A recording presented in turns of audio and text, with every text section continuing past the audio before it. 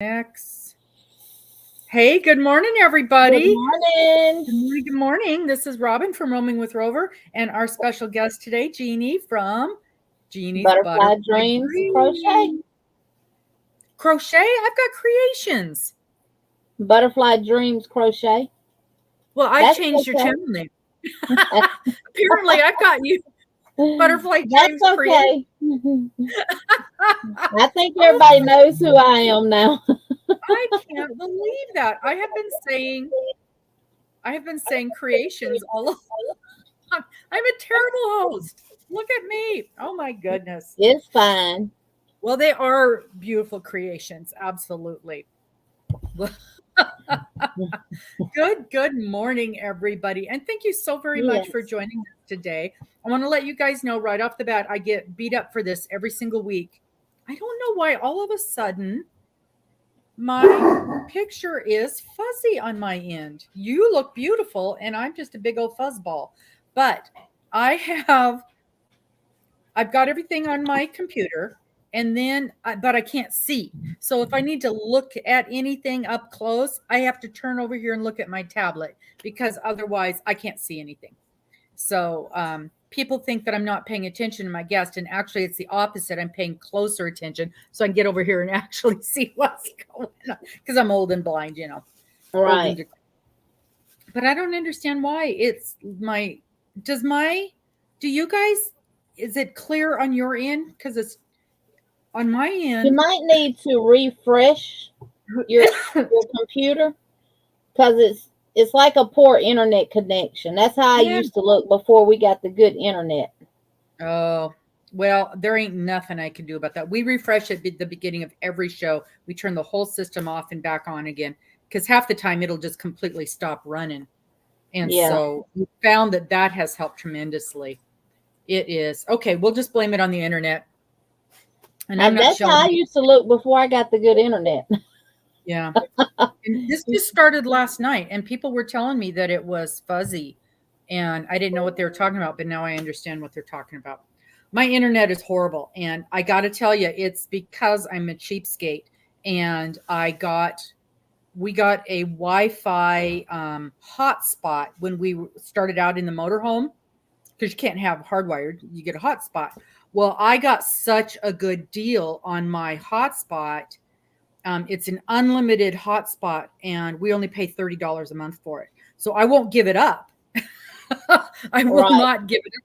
And when we brought it into the house, it works good enough most of the time. But I think it's you're right, and I see there's only one bar, so I think it's just struggling in here is the problem with everything we got hooked up to it. But Yeah. eventually, I'm going to have to bite the bullet and buy a good internet connection. Well, our Good power morning. company provides internet for us now. So they ran fiber optic to all of because we're in the rural area Mhm. and they ran fiber optic throughout all of their rural communities. And we now get our internet through our power company. Oh, that's wonderful. We don't have I'm anything like it. I'm strictly Wi-Fi. Everything in my house is connected that can be connected to Wi-Fi, and I stay like this all the time. Yeah, it's wonderful. Yeah, Good we don't morning, have. everybody. Hi, Anvita. Hi, Christina. Donna. Hey, Diane. I see a lot of my bingo ladies in here. Hi, Lisa. Margie's Crafty Corner. Samantha. Hey, good morning, Roberta. Roberta's lurking and crocheting. Nice, nice. So this morning we have, like I said, we have Jeannie with us, Butterfly Dreams. And you guys know I got a few stock questions that I always ask everybody, and then we'll just start talking about yarn, which is what we're here for anyway. So tell us why you decided to start a YouTube channel.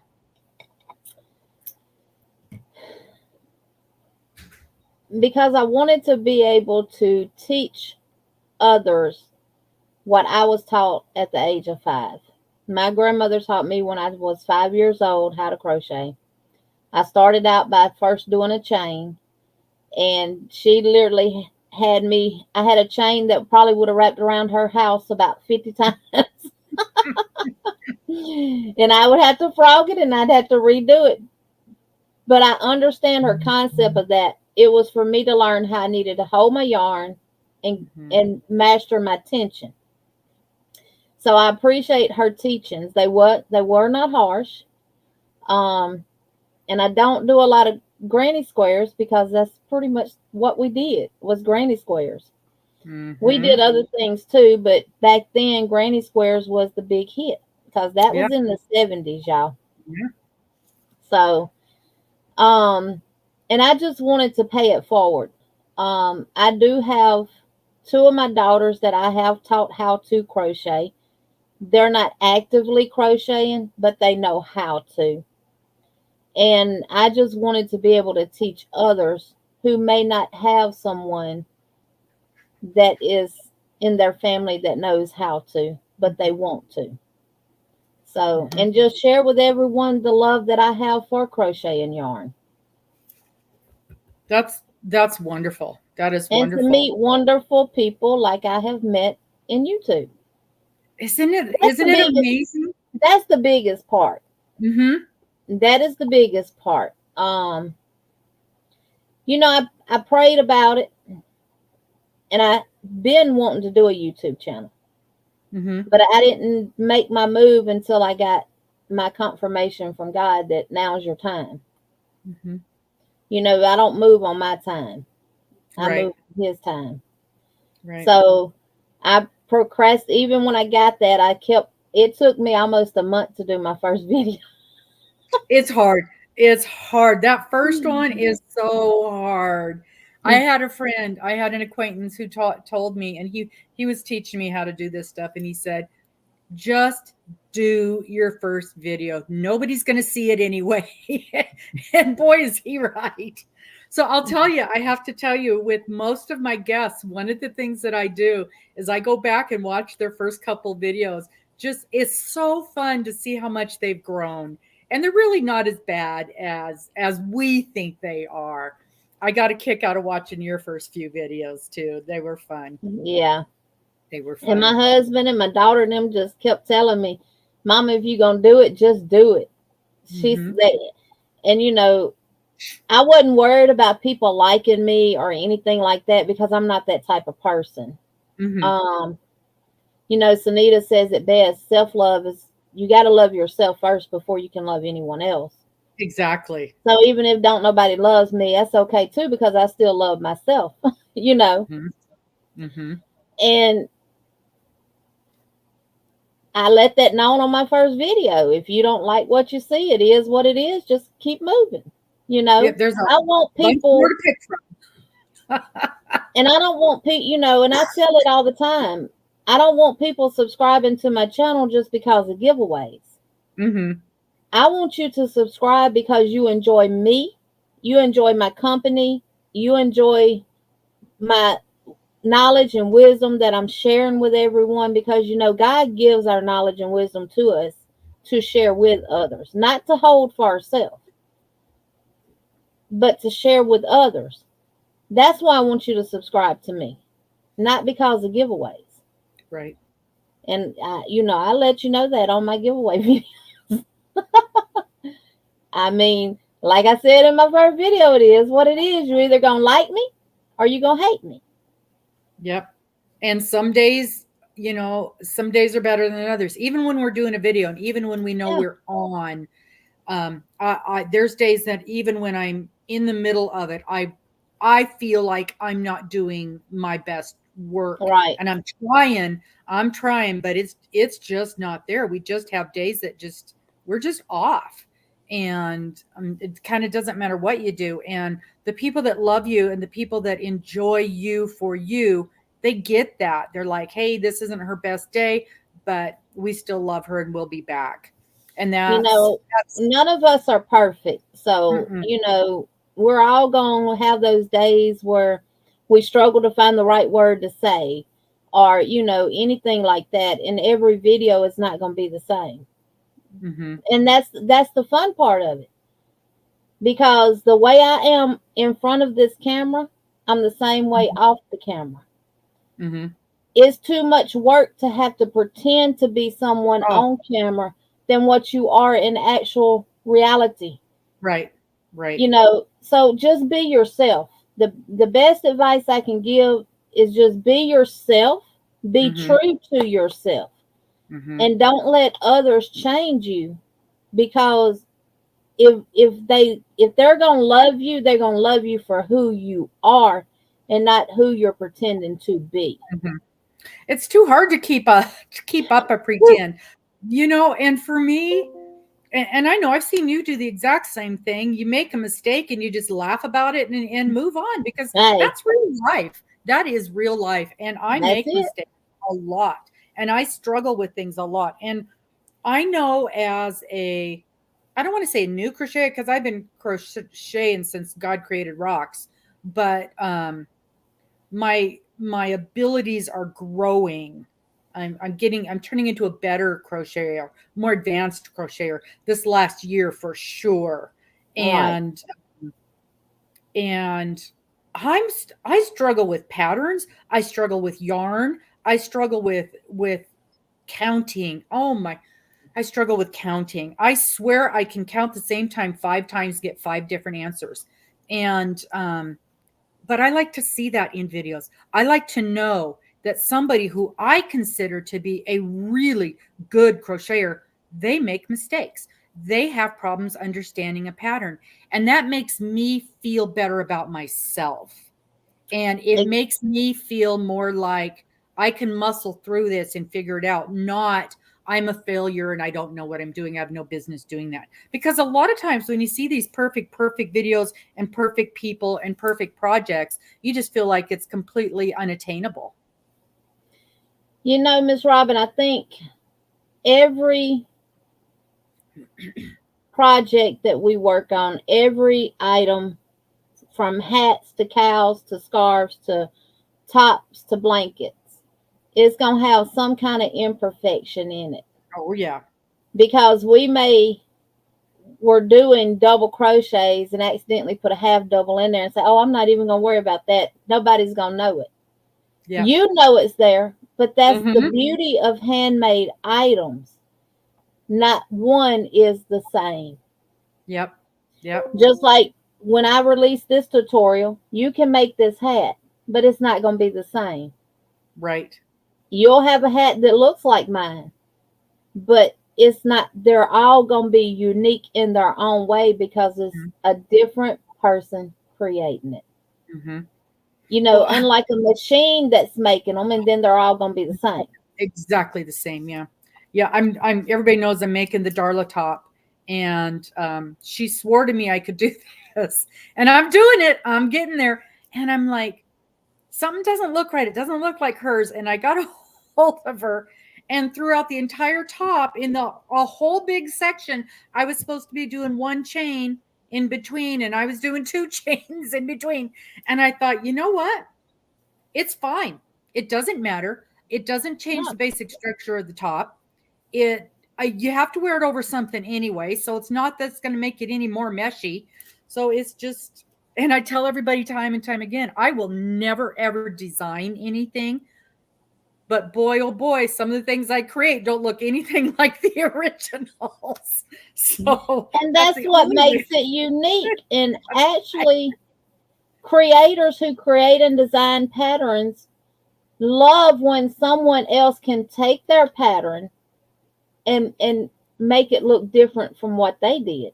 Creators actually love that, Oh well, that's good. They ought to love that, because because because nothing looks like what they created. they see it as, hey, this lady or this gentleman has taken my pattern and turned it into something else, even Mm-hmm. though it's still their pattern.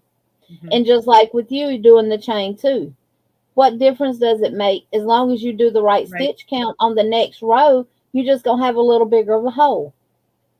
Mm-hmm. Your Yep. space is gonna be a little bit bigger and you can see through it just a little bit more. That's fine. Yep. Yes, it's Yep.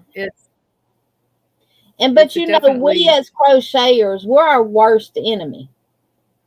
I know. The other people aren't our enemies. You know, Yep. I can crochet something ugly and hold it up and everybody's gonna say, oh, I love that, but to me it's ugly. because I'm my worst Mm-hmm. critic. Mm-hmm. So we're really too hard on ourselves. Yeah. And But I that's have just also learned, nature.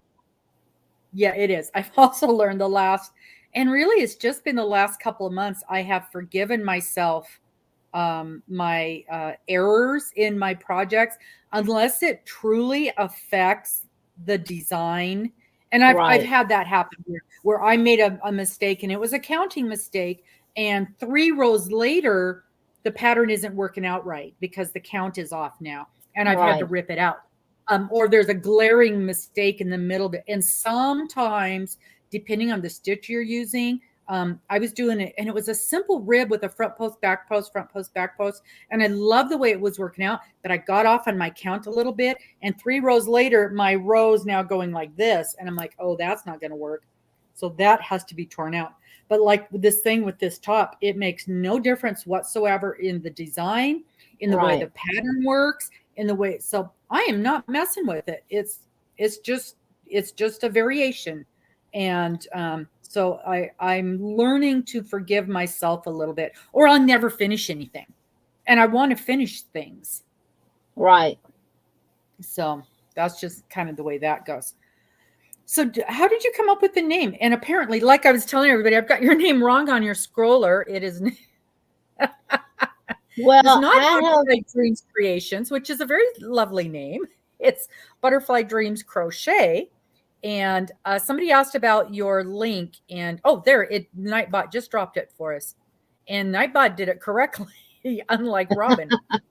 So you can click there, or I always have my guest link in the description box whenever we have these things. So you can always go down there and link to whomever is visiting with us. well, I always loved butterflies. Even as a child growing up, I always found them fascinating. Um, and I always know God's creation is amazing. How he can take a caterpillar and turn it into something so beautiful.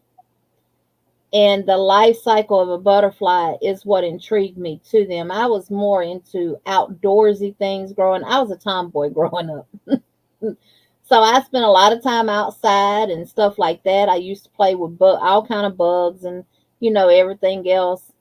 And I always the life cycle of the butterfly is what really drew me in. How they can go from a caterpillar to a beautiful butterfly that they just fly through the air like with no worries at all, and they're just so beautiful. When I first started my channel's name was Nana's Crochet Corner, Mm-hmm. I saw because that.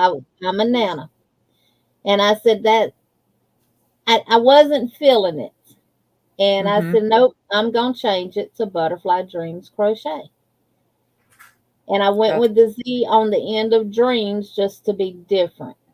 mm-hmm. And because of the love that I have for butterflies. So Nice. that's how my name became Butterfly Dreams Crochet. It morphed. It morphed. Just It like the came out of the butterflies. cocoon. Yep. That's perfect. That is perfect. Yeah, I was surprised because I hadn't known that it was a different name at the beginning, and I was surprised. And I thought, Hmm. wait a minute, that's that's not right. I guess it was right. Because Yeah, I changed it. it's so hard, even even those of us who've been doing this for 3 or 4 or 5 years, it is hard to come up with a name that isn't already taken. And I know I have looked people up and seen 2 channels with nearly identical names. And um, so when you're looking at something and it's not the right thing, you go, oh no, have I messed something up? Am I in the right place? And you looked quite a bit different too in some of your earlier videos. Your hair was Mhm. different, and I'm not used to you seeing with your hair down. Beautiful. You've got beautiful Yeah, hair. this thing So got long. There you go. there you go. Very, very Yeah, this pretty. thing got long. It's about time for a haircut and another touch up on the color. My hair has never been dark, like Hmm. how dark it is here. My hair's Yeah. always been a little on the lighter side like this. And when I was little and stayed outside all the time, the sun would actually bleach my hair. My hair would be almost like Mhm. white. Yeah. And as I got older, the color started changing and it became Yeah. very dark. My mom actually thought I dyed my hair. Oh, funny. And I no, mom, I hadn't done anything to it. It's just changing on which she had dark hair. Hmm. Um, but I didn't do anything to it. It has changed over time. Yeah. Apparently, mine is changing over time as well. Oh, oh yeah, I got all them in there too. Oh my gosh. So this is so funny. So last week, like I said, my friend has a booth. She has an art store and she's got a booth. And we've been setting up in the booth and we needed to take some pictures to see what some things look like. So I had to scrunch all down little like I was a little kid. And I did this to my hair. And she took a picture and showed it to me. And I'm like, am I that gray? I had no, it looks so different in a picture than it does what I'm seeing on a regular basis. I was mortified. I was mortified. And then I'm talking, I'm like, you guys, and they're like, well, yeah, it's been like that for years. And I'm like, what? Right. What do you mean it's been like that for years? I pull it all back and that's what I see is that little bit right there. So apparently I am Exactly. significantly grayer than I knew. Hmm. Taken me a few Yeah, days I to have a get bunch of gray along the sides and all through Mhm. here and stuff. It's just not as visible with the hair color. Mm, But grays are hard to cover they're up. hard to cover, yeah. And I did. I used to dye my hair for years and years. I dyed it the dark. I mean, it was my natural shade, but it was just dark. And I gave up on it. I don't know. Well, Mister, for one thing, he likes the gray, and I'm like, well, if you don't mind it, and that saves me $100 every how often. And then as we've been traveling, there's no way I could have kept it up. There's just no way. You know how it is. You go from even something as simple as getting your nails done. You go from place to place, and some people Right. do a good job, and some people do a terrible job. And I'm just not taking that chance with my hair. And I've tried to do it myself, and it just doesn't work very good, especially as you get grayer. So I guess Well, my this is it. youngest daughter, she does. Gray. She went to school for cosmetology, so she's my hairdresser, Oh, which is lucky. I'm gonna have to end up either going to Mobile or her coming to Selma to do my hair Hmm. because she don't live here. Somebody's gonna have to go on a road trip. Luckily, it's only Yes. every few months. Good Lord. But I guess So the gray hair is in style now. So for the first time in my life, I'm in style. Oh, oh my goodness. I My just don't look. goodness. To me, I don't look right with dark hair. I Oh, don't I think it's because, lovely. and I think it's because I'm not used to it because I've never, like I said, growing up, my hair has always been light. Yeah. Yeah. It's very pretty. Very, very pretty. So, do you have any critters? I do. I got one dog. His name is Hershey. He's a chocolate lab, and he is a spoiled baby. Mm-hmm. And Absolutely. I had, y'all listen now. I had 9 cats, Yep. Sounds right. and then a couple of them had babies, and I ended up with 17 cats. Oh my goodness. I'm now down to 4 cats. Now, I don't know.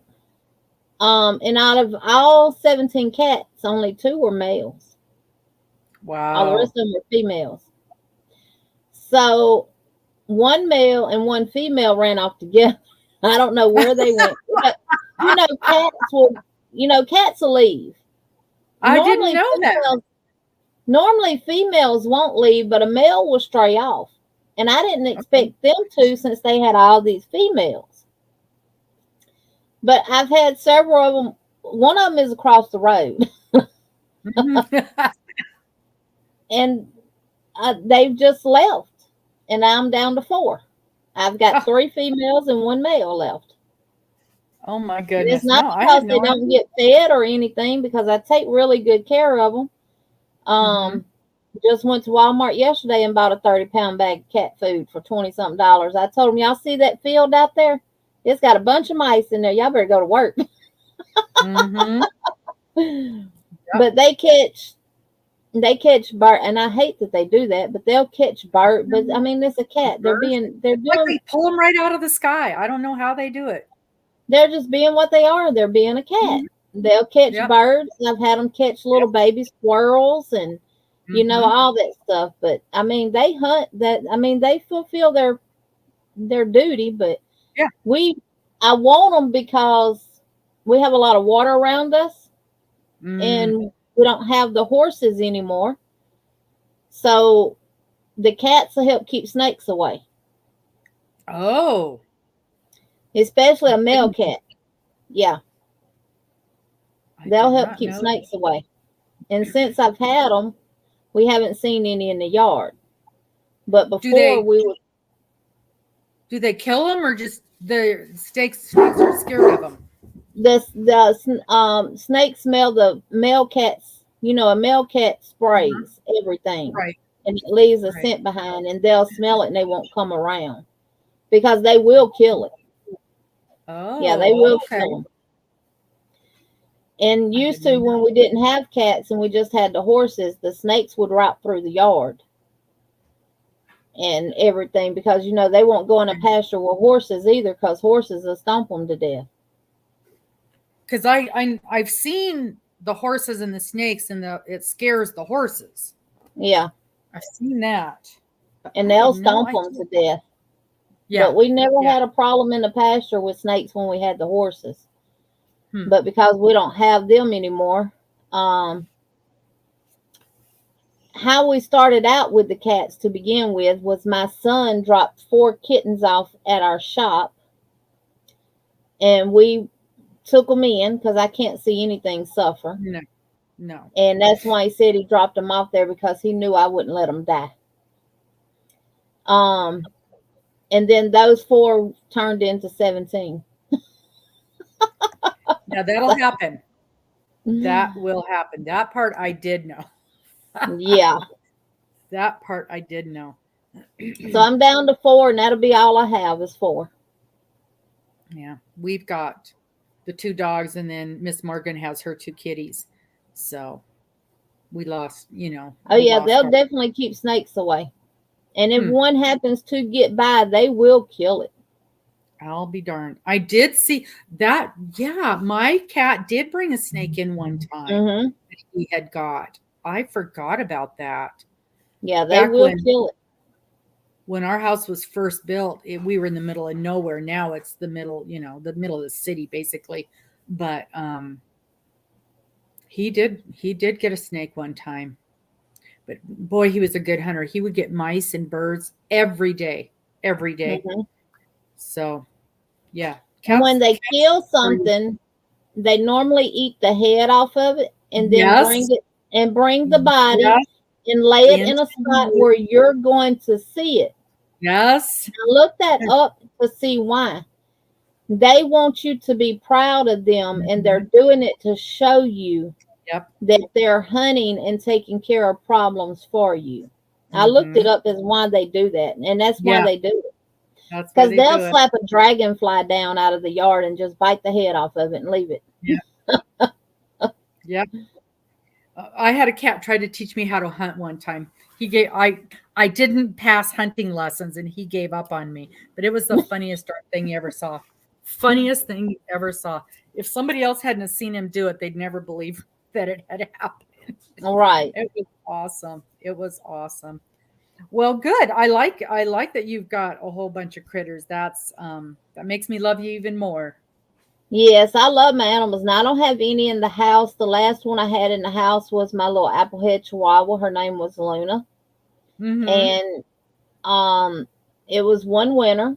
And if you look up chihuahuas, it tells you that they know when they're going to die. Oh, really? And they will actually go away from their owners and die. And that's what she did. But we didn't have any clue that she was even sick or, anything. Mm-hmm. And we let her out one night, and we have a glass door on our front, and we'd let her out, and when she'd handle her business and stuff, she'd come back and she'd put her little paws on the door, and we'd hear her, and we'd get up and let her in. Well, she never came back to the door, and my husband and I both, and it was cold. It was actually the year it snowed. And we went outside, we looked for her, we called her. And normally she would go across the road to the little field that's in front of us. And when we'd call her, she'd come back in the yard and come running in the house and stuff. She never did come. And we found her a week later, right at my kitchen window underneath one of the hedges. Oh. And we looked for her, but because she was about 4 or 5 pounds. She wasn't a big little bitty thing, yeah. And she got right up underneath that hedge, like right around the stem of it, and we couldn't see her. And then it snowed and everything. Yeah. And we found her about a week later, but every day we searched and we called and we searched and we called and everything. So I haven't had a house animal since. Yeah, that's hard. That's so hard. Yeah. I'm sorry. I got my pictures of her all throughout my house, though. And so the big dog stays outside? He's an outside dog?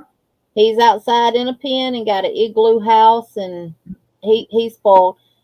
I bought him a $50 bed. Yep. But it doesn't get controlled where you are. I put it in his house. The second that I turned around and walked out, he pulled it out the house and shredded it to pieces. You don't want that thing. I said, you won't get another one. Yeah. But he has one of the igloo houses that, you know, them things are expensive. Yeah, they are. And they do a good job of keeping them. They do a good job. Yeah. And you're in Alabama. Yeah. You're in Alabama. So, yeah, you don't get a lot of cold, but you do get storms. You get some good storms down there. Yeah. Now, if it gets really, really rough, I'll let him in. But you know, like if we got tornado weather coming and, you know, stuff like that, I'll let him in. But I wouldn't have a house if Hershey stayed inside.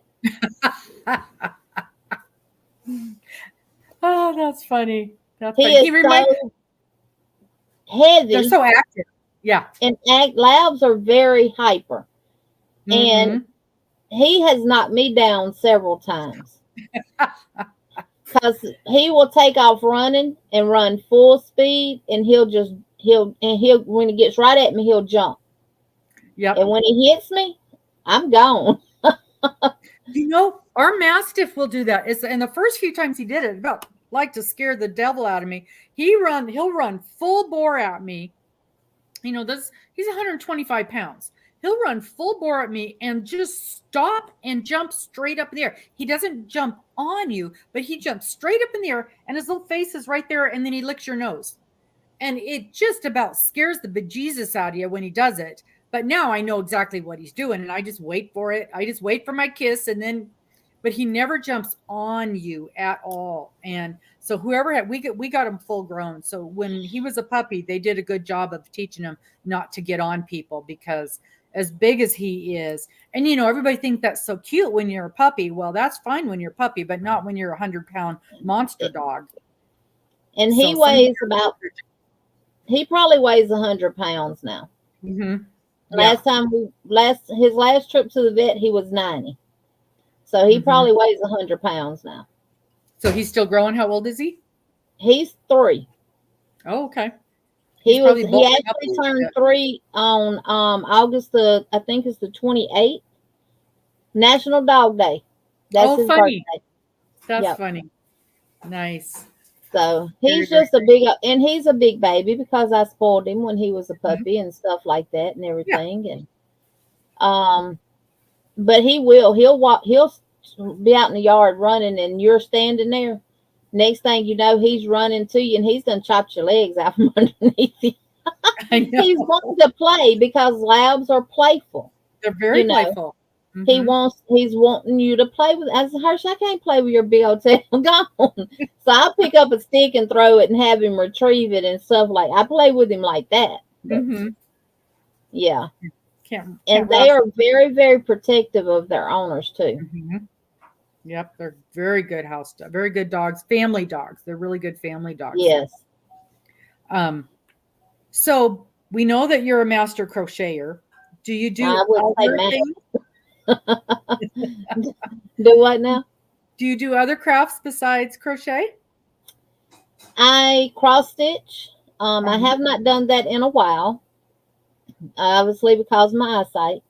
I know it. But I do. I used to love to cross stitch, and I wouldn't do the printed cross stitch. I would do the counted, Mhm. where I I like start counting. with the blank Ada cloth Yep. and follow a pattern. Have you ever Um, done that on linen? I have, and I it see that. That looks impossibly hard to me. You know, at least with the 8 o'clock, you've got the holes. You're counting and you got the holes. But with the linen, you're literally counting threads. yes, threads. It's beautiful, but oh my gosh, hands off to anybody who can do that. Absolutely hats off. So as my eyesight was getting worse and I couldn't see to do the cross stitch, um, Michael's sold a cross stitch book that was for crochet. So, No, I don't understand. and I don't have it in here, but I can grab it. Yeah, so You is it crochet a blanket using single crochets, uh-huh or you could actually Tunisian crochet the Tunisian? blanket That's what my friend does. into She's Tunisian Tunisian simple crochet. stitch and do it. Mm-hmm. Um, and then you take the pattern and you cross your blanket becomes your Ada cloth. Yep. Cross stitch on the blanket. Yes, I actually bought a pattern from a gal on Etsy where it's dishcloths and there are little scenes on them. One of them is a little camping scene, and one of them says smile, and one of them says coffee. And that's what they've done is they've cross stitched over the yes. blanket. You make the blanket and then you cross stitch the design inside the blanket. I actually did a Winnie the Pooh because that's what the book was. Uh-huh. It's got Winnie the Pooh, Eeyore, Piglet, and Tigger in it. I'm actually working on a Piglet blanket. So that I can see. Yeah, with the cross stitch So on. and you can do that. You can actually take cross stitch books that have patterns in it Mm-hmm. and figure out the Ada count for the pattern, and then turn it into a blanket, and you can actually cross stitch that design onto the blanket. So is it 1-to-1 on your count, or are you like two to I one? would have to look. It's some videos out there that shows you how to do it. You just Okay. type it, search for it. But I would have to look at the cross stitch pattern to see, and compare it to the book that I have, because the book that I have, you do like 147 chains, and then I think it's like 146 single crochets. Mm-hmm. Of course, if you're using a regular cross stitch book, your pattern is going to be way huger, Right, right. you know. So it's just one single crochet would equal One block. one block on an 8 o'clock. Yeah. So it would be the same. You just have to count across how Mm-hmm. much the book is telling you on your 8 o'clock. And you'd want to pick something that isn't real intricate, like you were saying, the simple. And there's a lot of simpler designs out there that. Yeah, it's just taking a smaller scale cross stitch and putting it on a larger scale. Yeah, yeah. That's So basically what it's doing. instead of 22 stitches per inch, you've got 2 stitches per inch. Right. Yes. Interesting. Now, I know there's a program out there and a lot of people use it. I've yet to figure it out. Fiddle stitch. And I know you can create cross stitch designs on there and you can say how many stitch per inch your project is going to be. So I'll bet you could take some of those simpler designs and do that. You might could. Because I can see, like, in my little brain, I can see, I've always wanted and this is just something like I said, in my little brain. I've always wanted a cross stitch design where it's like some simple leaves, kind of like the leaves of a rose bush, but instead of roses, they're hearts. And I just always thought that would be pretty. I don't even know if it would or not, but that would be a great way to do that. Mm-hmm. And actually, Miss Glenda from Creative Grandma has Mm-hmm. several Afghans that she Mm-hmm. has done using the, Mm-hmm. she calls it the Afghan stitch. Yep. And then she's cross stitched in there. And one of them is like a floral design It is. I and just stuff. looked at Really, that. really nice. So Yeah, she was my guest a couple weeks ago, and we yes. talked about that. Mm-hmm. And she's convinced that she's going to get me loving the Tunisian again. I just had a bad experience with the Tunisian at Christmas time, and I haven't gotten over it yet. And then it was so funny because after talking to her, if I'd have followed her process, it would have been ever so much easier. I would have finished the project in half the time and not had PTSD about Tunisian at this point. Well, I think a lot of people run from Tunisian because they picked the wrong hooks. Yes. First of all, I got a good hook. My friend, so one of my best friends, she may be on here today. One of my best friends, Miss Terry, that's all she does is Tunisian. And she makes the most beautiful blankets. And sometimes the pattern is built in, and she carries the bobbins and has no problem with that. But I have seen her do, she crochets Christmas stockings and cross stitches the names on them. mm-hmm. But that's all she does anymore is the Tunisian, and just makes beautiful things from it. And so when I started doing this Tunisian project, I'm like, all right, show me again how we do this. And instead of just making one big blanket and cross stitching, I made 240 little squares that I then crocheted around to get my color, because I wanted it to look like a cross stitch puzzle. Mm-hmm.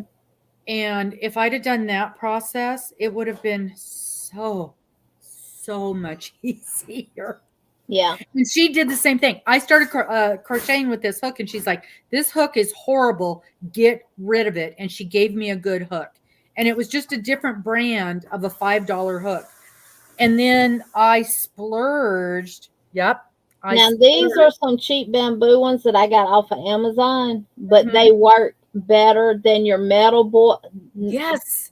Do not get the boy metal Tunisian hooks, because with Tunisian, you want something that has a little point on the head. Yes. Boys, I don't care what kind of brand of boy hook you buy, it's going to have more of a rounded head on it. Mm-hmm. And you need that little point to get under your stitches.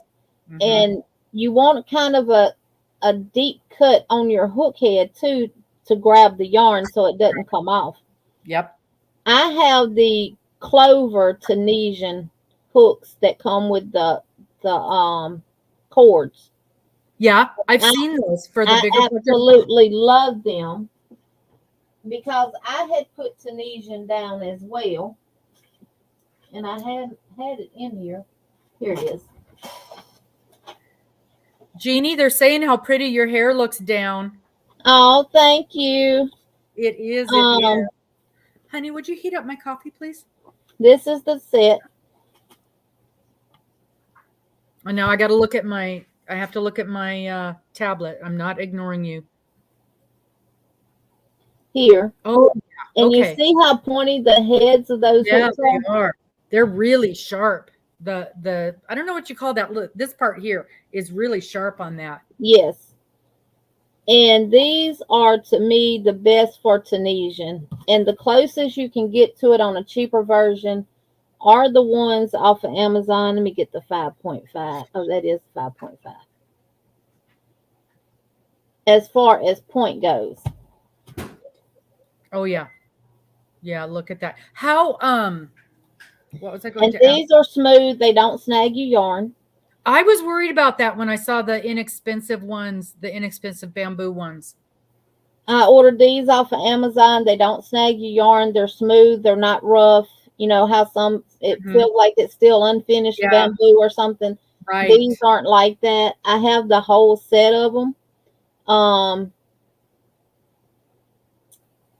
and when I'm working on dishcloths or something, this is what I use because that's the perfect size for one. Yeah, it's funny because Miss Terry has one hook, one size. It doesn't matter what she's making. That's the hook she uses. And, she knows what works for her. And then I splurged and I actually got her as a thank you.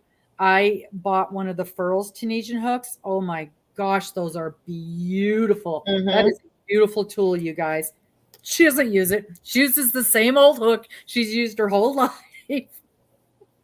And I have to assume that Furls hook is a nice hook. I haven't used mine yet because I did that one project from the hook with the hook that she gave me, and that's as far as I got. But I do. I need to find a small Tunisian project. So you use it for just a dishcloth? That hadn't occurred to me. That would be a Yes. great way to practice. Do a dishcloth and Mm-hmm.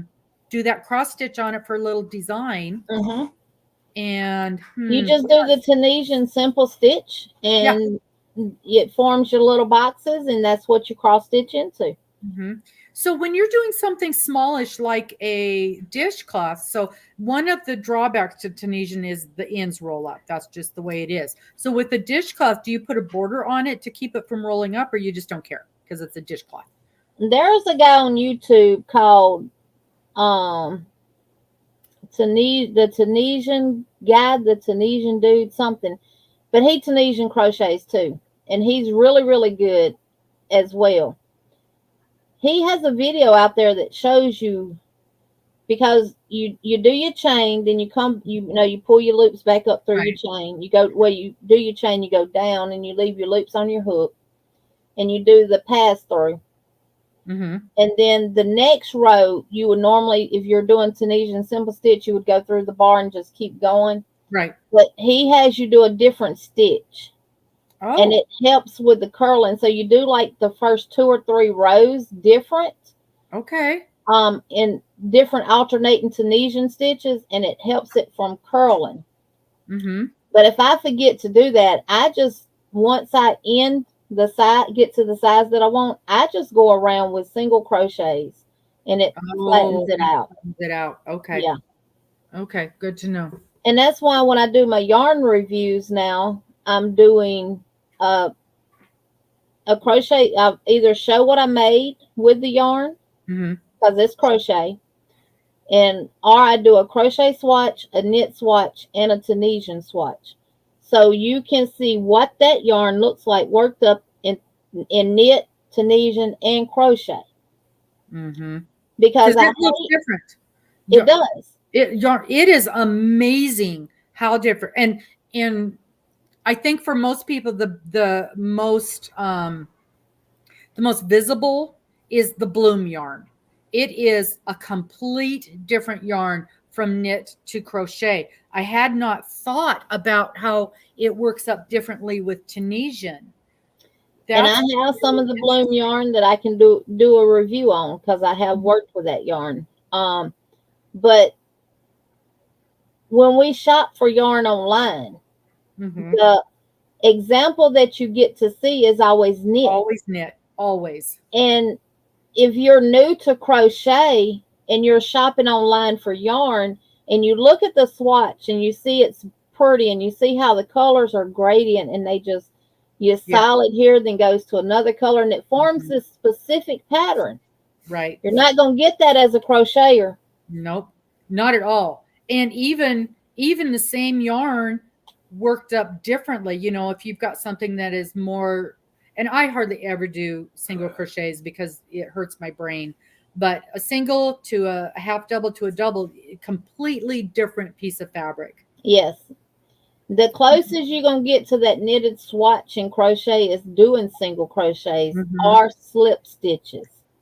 Because there are patterns out there that just specifically use slip stitch design. Yep.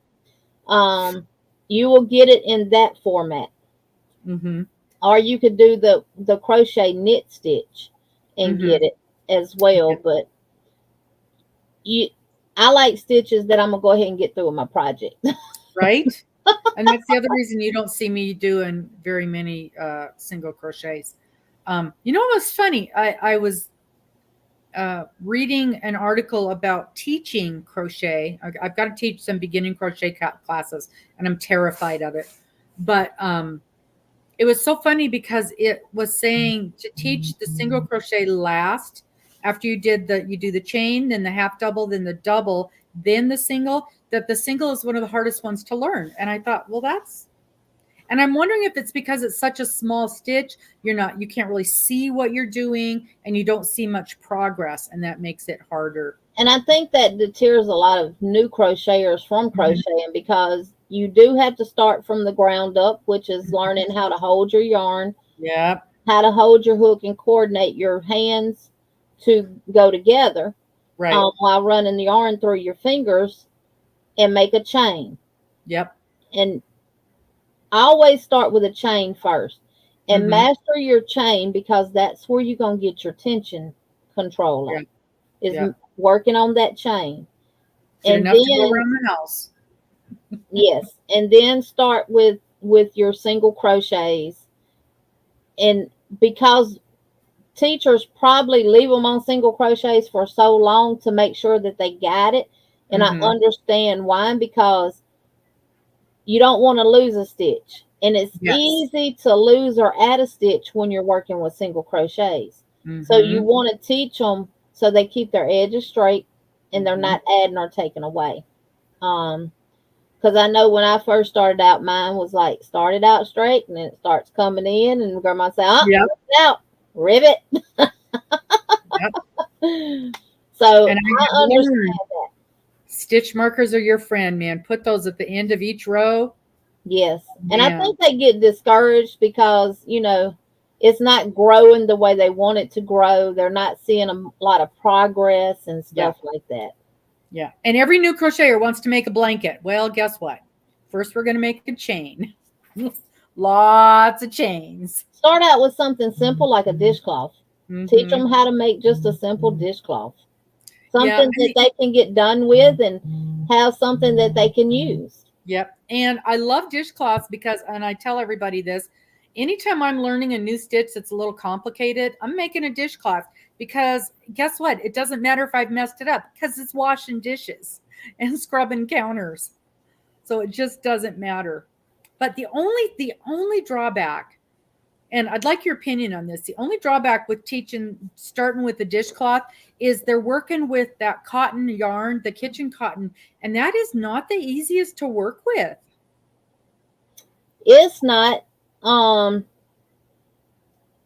any new crocheter, I wouldn't try to teach them with like Lily Sugar and Cream cotton or Peaches and Cream, because of it being so stiff and you don't have that flexibility. Right. I would just have them do one in acrylic, but explain to them, now you've made this, but it's not going to absorb water or anything like that. But it was just the teaching portion of it.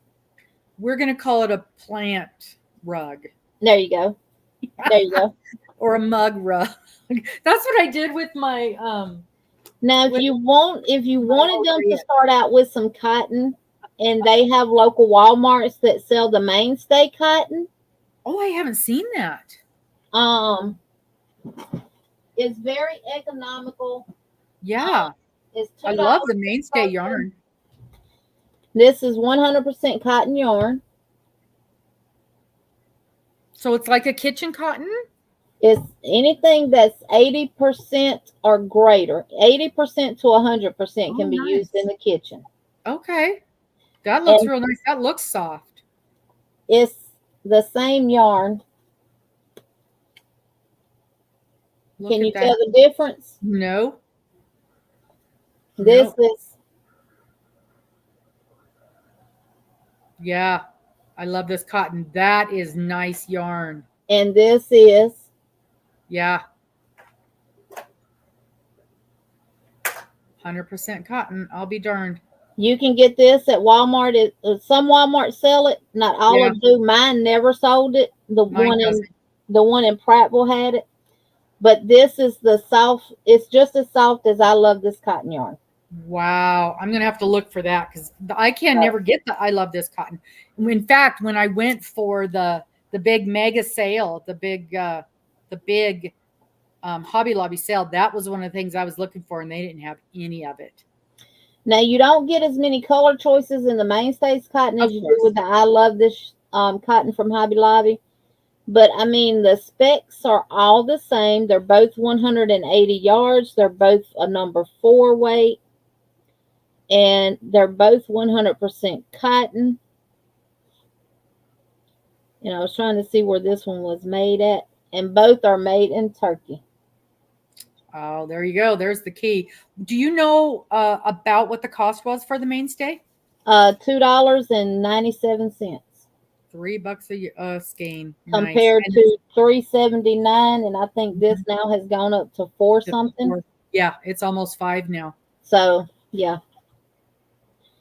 I actually did a review. It's a review on my channel where I compared these yarns and I broke down the actual pricing of them.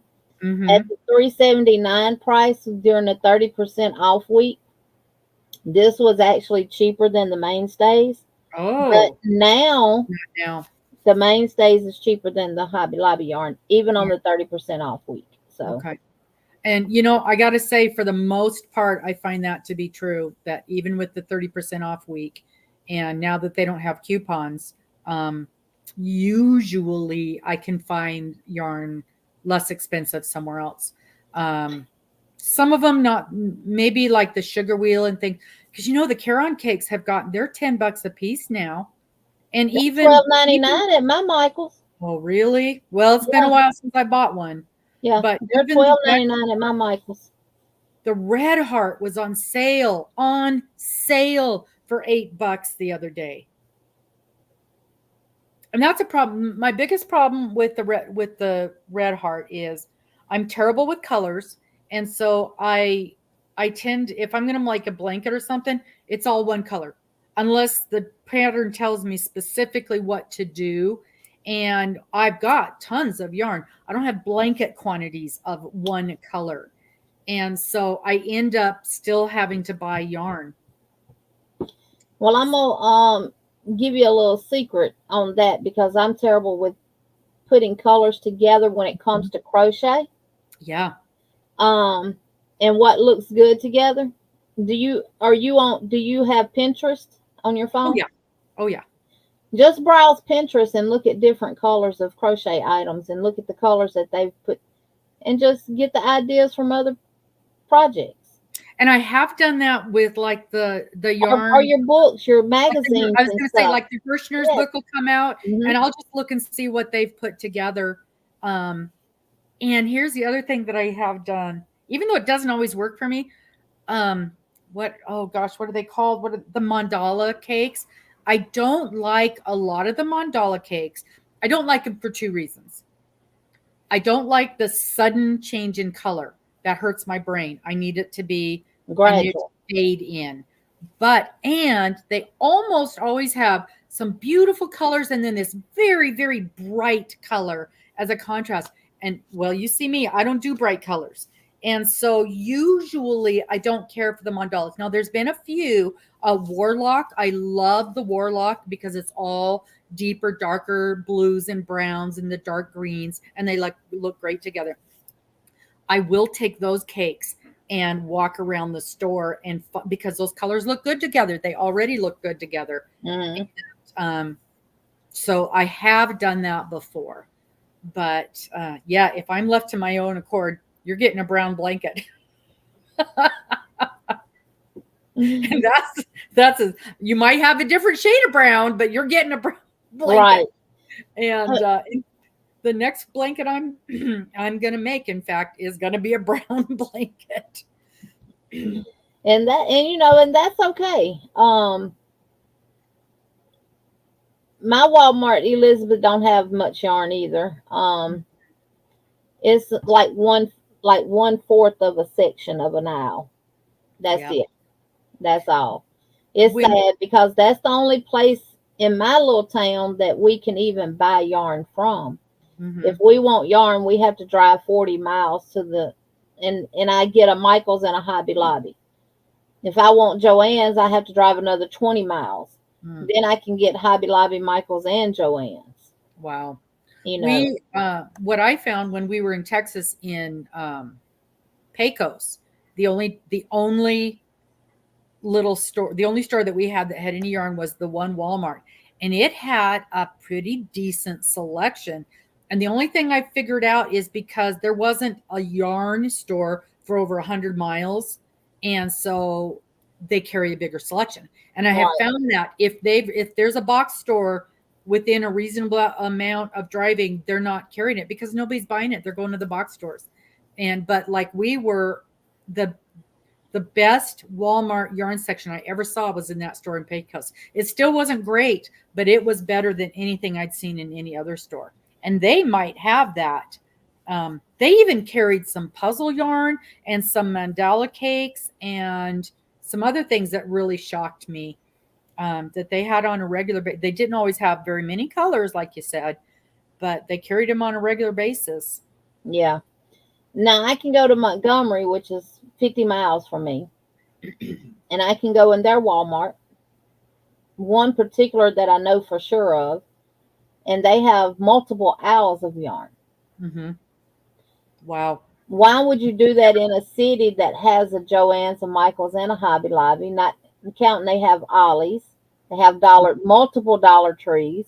Yeah. You know, you got more competition in areas like that. Where here, Walmart is pretty much, we got a Walmart, we got a Winn-Dixie, we got a food outlet, and we got a Dave's Market. That's our choices for groceries and stuff. Walmart is the only big box store other than Dollar General and Family Dollars that you can get like your tissue and washing powder and stuff like that from. But you've cut your yarn aisle down to this big. So you're not catering to your community. No, not at all. Not at all. Not at all. Where our Walmart used to have a whole shelf, a whole entire row of yarn. But not now. And mine never had this cotton. I'm going to have to go looking for that cotton. I think I'm driving by a Walmart today. Maybe I'll pop in there and look. And I'm just kind of curious, like in our community, we've got 4 Walmarts, 1, 2, 3, either 4 or 5.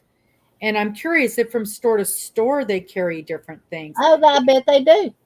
Because I typically, the one I go to as a rule is kind of central, but the one I'll go to today, I'll pop by is, it's a little bit off the beaten track, and not to be, not to say anything bad, but the demographics where this Walmart is definitely lower income. So I'm curious to see if what they carry is different. Well, I was going to actually say that. I think it depends on which side of town the Walmart is situated on. You know, because we've got one that is definitely on the higher income level of town, and then this one is the one closer to me is definitely on the lower income side of town.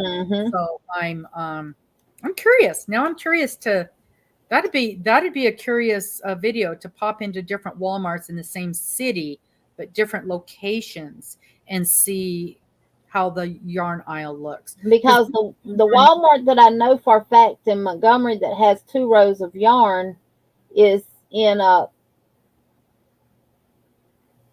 it's not in the best of neighborhoods. Right. Lower income demographic. And then another Walmart that I've been into where they used to have 2 rows of yarn. Now they're down to like a half of a row on just one side.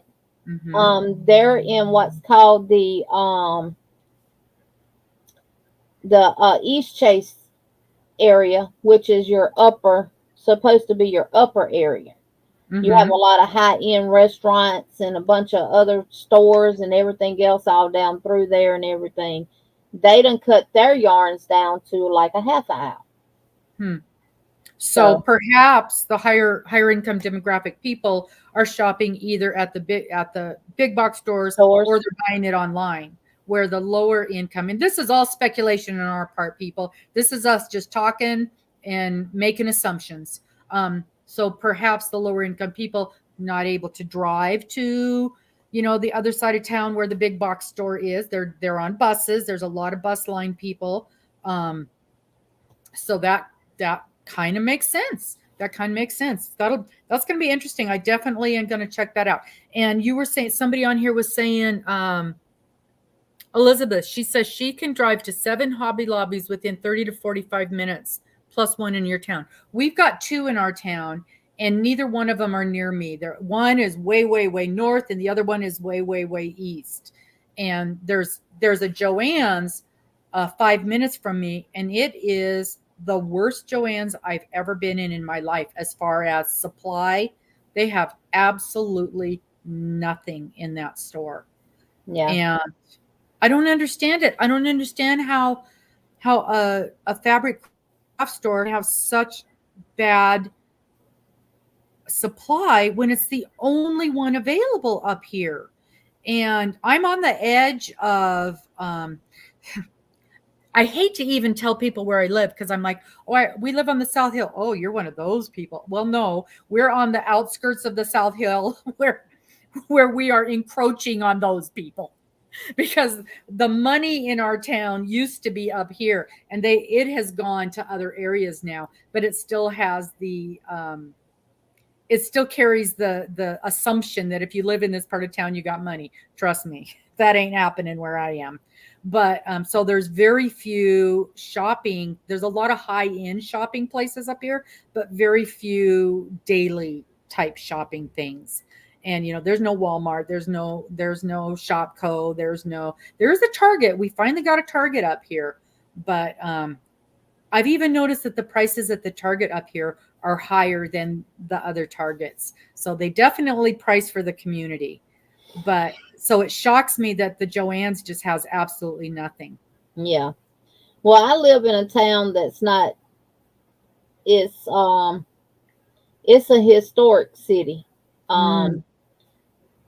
And everything, and we got a lot of buildings that are empty, and we've seen, when I came to Selma in 97, we got a mall. They don't call it a mall no more, they call it a hall. It was full of stores. Now it's almost empty, and I've just seen a lot of stores leave, and and stuff. So we're in one of those towns that you don't have a lot of, you got a lot of people with a lot of money in Selma, but it's what we call the old money. Right.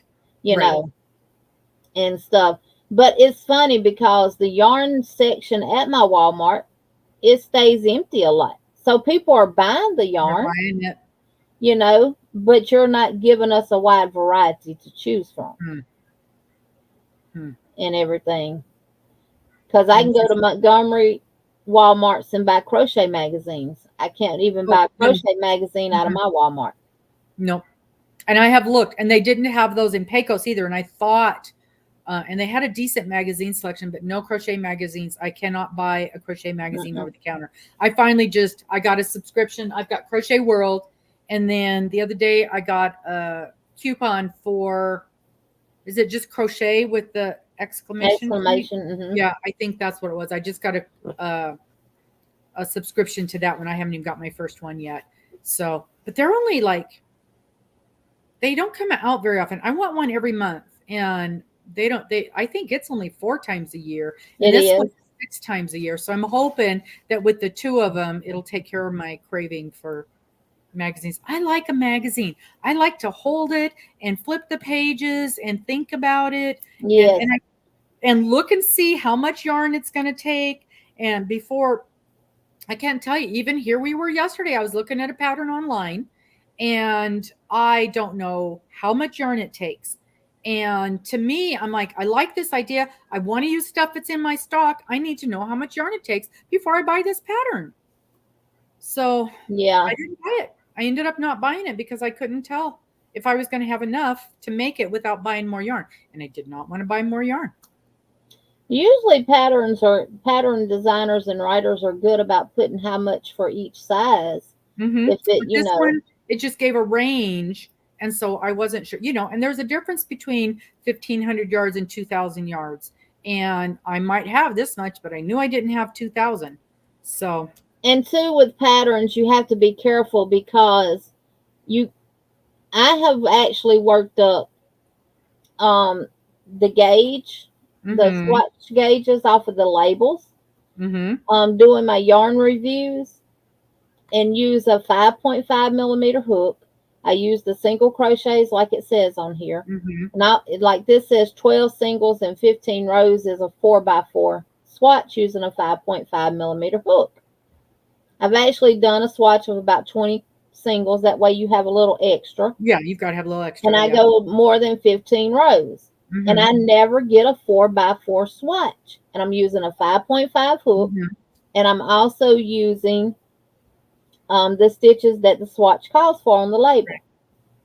So you have to keep in mind, and when you're working from patterns or you're working from a magazine, a crochet book, or whatever, the swatches that are given for gauge on any pattern or any yarn label is done by the person who did it. Mm-hmm. And you may have to go up a hook size to get Yeah, that exact I always gauge do. because it is determined by how you are crocheting. Mm-hmm. Because And the yeah. person who did it, we don't know how are they a loose crocheter or are they a tight crocheter, Mm-hmm. or they're in between. Yeah, I'm a And tight crocheter. believe it or not, every 5.5 millimeter hook is not the same in diameter. I know. I learned that the hard way when I lost a hook partway through a pattern and I grabbed a different hook of the same size and it looked completely different. Yes. So that's one of the things I learned to do was when I typically will set something aside with the hook in it.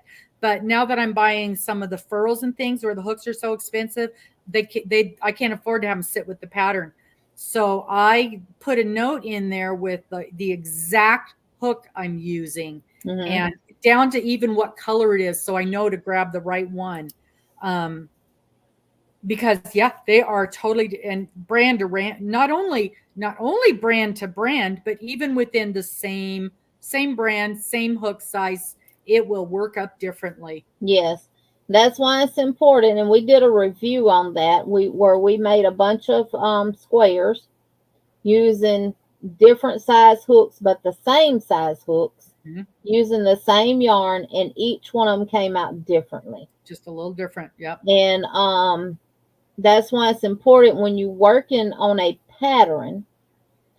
It's important to do the swatch so you can determine what hook you got to use in Hmm. order for that pattern to come out the way the designer has created it. Yep. Um, but it's all depends on how you as your individual person crochets. It So all then, has to do with tension. yes, yes. So then, are you do you do a swatch on all of your projects? I don't. So I always do a swatch if it's a wearable or if I'm making it from a kit, because just like you said, with kits, you get a finite amount of yarn, and often you can't go buy more of the same yarn. And so my swatch, my count has to be right.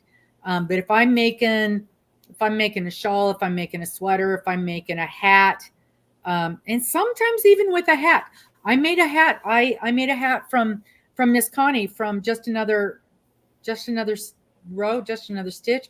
She's gonna kill me. Just another stitch, I think it is. And the hat turned out beautiful, and I was following a chart, and I was learning a new way and it was knit. And I'm just learning to knit, and that thing ended up so tight, I couldn't get it over my head. And I didn't do a swatch, and I should have. So I considered that I was just learning the process and learning the charting, and it fits a little kid just fine. But I made this dress by pattern for my granddaughter. oh, that's so cute! Look at that. And she turned a year old on the 8th of September. And I was Oh, like, okay, it calls for a 1-year-old. So I followed the pattern for a 1-year-old. and I used sugar wheel cotton to make it because the pattern called for a 3-weight. And when we got down there last weekend and I seen her, she's walking. She's been walking for a couple of months, but she's so little. I'm like, oh Jesus, the dress is gonna be way too big for her. Should have did it for 9 months. It fit her perfect. Oh, good. But looking at it, I just knew it was gonna be way too big, and when we put it on her, it was just gonna fall to the floor. But it fit her perfect. But one thing I did do was change the pattern, and in the back of it, it only had you putting 1 button on the back, and I put 5 buttons on the back. Yes, I always put more buttons. So that, and I said, okay, if it's too big up top, because it has the ribbon that you can tie to make tighter around the waist. Yes. And if it's too big at the top, they can just move the top part over and hook it into the double crochets as button. Right. So that was the point of that. But it fit her perfect. Oh, good. Good. So and I didn't gauge it. But it's just, and I altered the dress because it has the 2 parts. And instead of doing the design that you see around the top completely underneath the bottom, I did so many rows down of just a V-stitch. Then I finished off the bottom part of it with the actual pattern design. It almost looks like the virus. Yes. Yeah, that's so pretty. That's a great idea because you don't need the virus all the way up. No, not on the bottom part. You do the top part first, then you go back and pick up your back loop that you left off that you didn't work into, and then you do the bottom part, and it's supposed to be just like the top. But I said that's going to be kind of heavy. Yeah, and you don't need it. So I just did V-stitches for so far, and then when it got to the bottom of the green is when I stopped the V-stitches, and then I did it a couple of rows in the virus stitch just so it would match. Yeah. So no, that's a great idea. That is a great idea. Karen is saying that when you take a professional class taught by CGOA or ACA, they help you get proper gauge. And I did struggle with, I was making a long vest for one of my grands, and I wanted it to be perfect. And I did do gauges on that. And I remember asking people, it's like, hey, this hook calls for, I don't know, G, and I'm clear up to a K. Is that normal? It's like, yep, you just keep going up till you get the right gauge. And it turned out perfect. And the fabric, I used hometown yarn, and it was beautiful. And the fabric turned out nice. But see, you shouldn't have to do that if they clearly got it on the label that you use a 5.5 millimeter hook to get this 4-inch by 4-inch swatch. You shouldn't have to go to a 6 or 6.5 to get it. I know, you should be able to get it with that 5.5 hook, because that's what they're saying. They've tested it, and 12 single crochets and 15 rows will yield you 4 inches by 4 inches on a 5.5 millimeter hook. But I've never found that. I don't even start at the hook they give me anymore. I always start at least 1, and many times 2 sizes bigger, because I crochet so tight. And the same with my knitting. I knit so tight that you literally cannot move the stitches off the end of the needle. My crochet teacher is just like, okay, time out.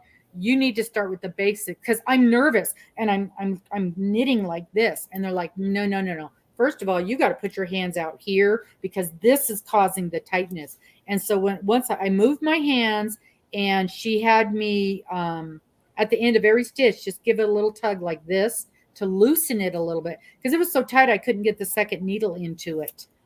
And are you using metal hooks or metal needles, or are you using bamboo? I'm using metal. Okay. I got me some Addy Rockets. Yeah, I like the bamboo for knitting. Do you? Yeah. Because, see, I struggled with tension when I first started knitting. I couldn't get my tension tight enough. And I don't throw yarn. Yeah, I literally knit like I crochet.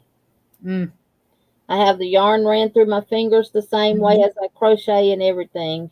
Yep. Just like And I this. do continental. So I hold, at first I was knitting left-handed, and halfway through my project, I'm like, this is not working out. I'm driving myself crazy. Poor Karen. Karen and I went round and round with her trying to help me with that. And finally I just gave up and taught myself to knit right-handed, and things are going much better now. So I knit right-handed continental. So I'm holding the yarn in my left hand, and then I end up throwing it like that. So This is how I hold mine. And this would have it would have my hooks, my loops on the hook. And I hold my other one in this hand. I got to see what you're doing here. And I go just like this.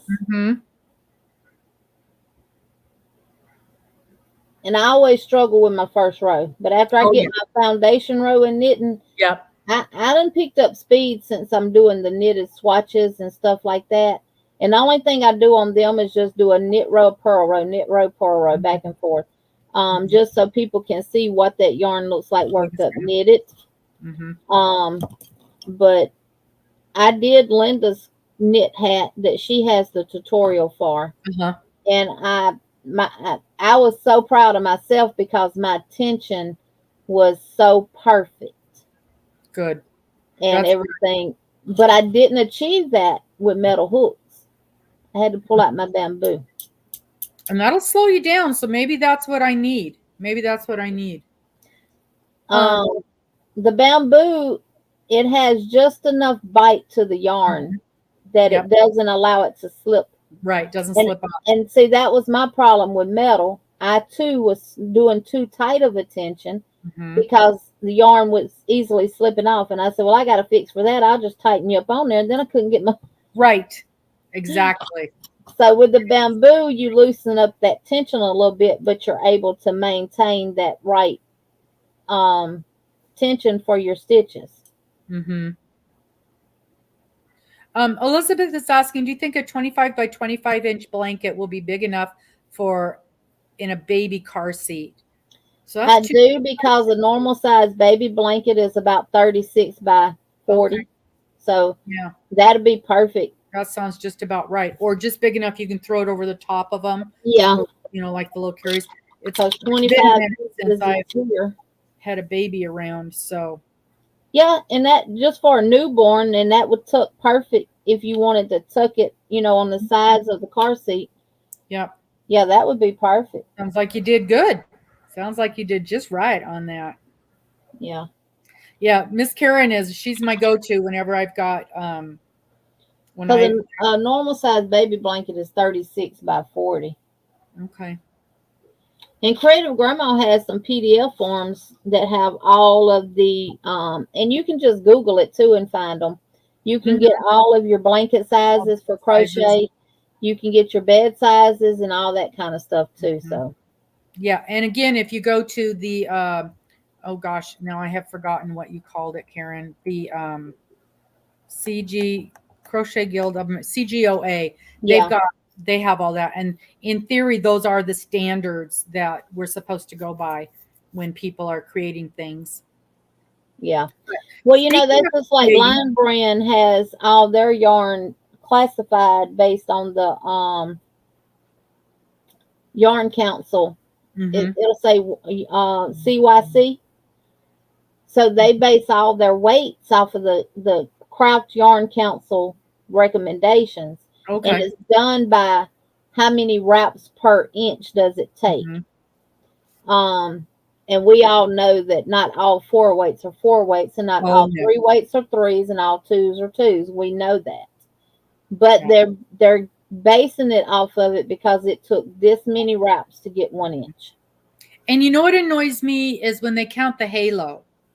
Because I understand the halo will fluff up your project, but I don't believe that halo is going to give you the denseness of a 5 compared to a 3. And they count that halo all the time. $1 that'll be perfect, Elizabeth. Yeah. Oh, the unicorn is such a pretty color for a little one. I couldn't stand that for me or for in my house, but for little guys, it's perfect. Now, my mother, she loved those. And in fact, that could very well be the color I used. I made a shawl for her and it was so bright, but it had a lot of purples in it. And she loves purples. And it was the bright blues and yellows and greens. And she just loved that thing. So everybody's different. You know, Miss Morgan, she picked out the brightest colors. It hurts my eyes to look at the colors she picked out. And they couldn't be any brighter. And she just loves them. So, you know, everybody is different. And you know, a lot of yarns that you buy from one store is the same as one of the like premier yarns, that premier baby yarn that they came out with, the Chai Baby. That is the same as the Baby Delight that Michael's had. Oh, it's okay. the exact same yarn. I think Michael's just puts their label on it and calls it a different name. Right. I think their Loops and Threads is it's got the same feel as the Caron Simply Soft. The Premier Puzzle and the Barcelona is the same. Those are the yarns. Yep. Oh yeah, for sure, Elizabeth. The blue will be. Oh yeah, blue would be perfect. Purples and blues are my favorites. I was going to ask you something. What was it? Why don't you show off those beautiful hats you were just telling me about? This is one that I made. This is done with Yarn Bee Soft and Sleek low peel fiber in the color Costa Mesa. It's 186 yards, 100% low peel acrylic. 6 millimeter crochet hook is recommended, and 5 millimeter knit needle. And I did this one using the Bren stitch, which is a stitch that was designed and created by Brenda, the newbie crocheter. And there is going to be a tutorial come out today for this hat. On your channel. I see. I have to make a hat. When I'm going on my trip next week, I'm going to make a hat. And so I'm looking. Now, what size yarn is that? Is that a 4? It's a 4 weight. And I did use a 6 millimeter hook. Okay. I just pulled a 6 weight. No, it's a 5. It says it's a 5. And I compared it to my 4. And it's not. And again, it's got that halo. So I think it's going to work up like a 4. That would be beautiful. It's not a solid color. In fact, let me you talk about that and I'll grab this yarn real quick. You tell me what you think. Gosh, so she has a tutorial on how to do the stitch on her channel, working back and forth in rows, which I'm also doing and making a matching cowl. And you can see the texture that this stitch gives. And what I like about it is the back side is just as pretty, but you don't get the post stitches on the back side. But nice. So I had to tweak it just a little, just the beginning part of it, to do it in the round. But yes, this will be coming out today. And I love this yarn, y'all. It is so soft. And then I showed this yarn Saturday during the Yarny Fiber Sisters for our fall color. This is Premier Muir Woods, M-U-I-R, in the color Sequoia. And it is perfect fall and autumn colors, all mixed in together. And instead of putting it back on the shelf, it said, I want to be a hat. Yeah. Beautiful. So I sat here and I just started working on the crown. Then I did a row of 4 double crochet clusters, then a row of popcorn, and then another row of 4 double crochet clusters, and then I did my brim. And trying to find where it ends so I can put it in the back. And it fits perfect. I don't like a tight hat. I like one that when I put it on, it sits there and it stays. And it's not going to leave a indentation in my forehead when I take it off. Yeah. So this is another one, and I will be doing the tutorial for it as well. That is real. I love that hat. And like you were saying earlier, I like that your design is right here and it's not all the way up. It's just No, right in one right spot. there. And I put a button on the inside to attach the pom-pom. I do have the pom-poms that have the snaps where you sew the one part of the snap on and you just snap it on and you can pop it off. But these didn't have that, so I just put a button on the inside. That Can way you show us that? Can you show us that button, how that works? That so button it trick? can be easily removed. You just take a button and you put it in at the center of your hat where you did your magic circle. Okay. Nice big button. And then your pom-pom, let me get a hook and grab it out of there. These pom-poms have a elastic. Oh, it's built into the palm. Okay. Yes. See, it has this elastic part, and you just pop that off. Pop the pom-pom off. Look at that. And then to put it on, you just take your hook and run it as close to the button as you can. You're not going to be able to get it dead center of your button because you went through the center hole to put your button on. But you get as close as you can. Pop your needle through there. Grab it. And just pull that elastic up and through.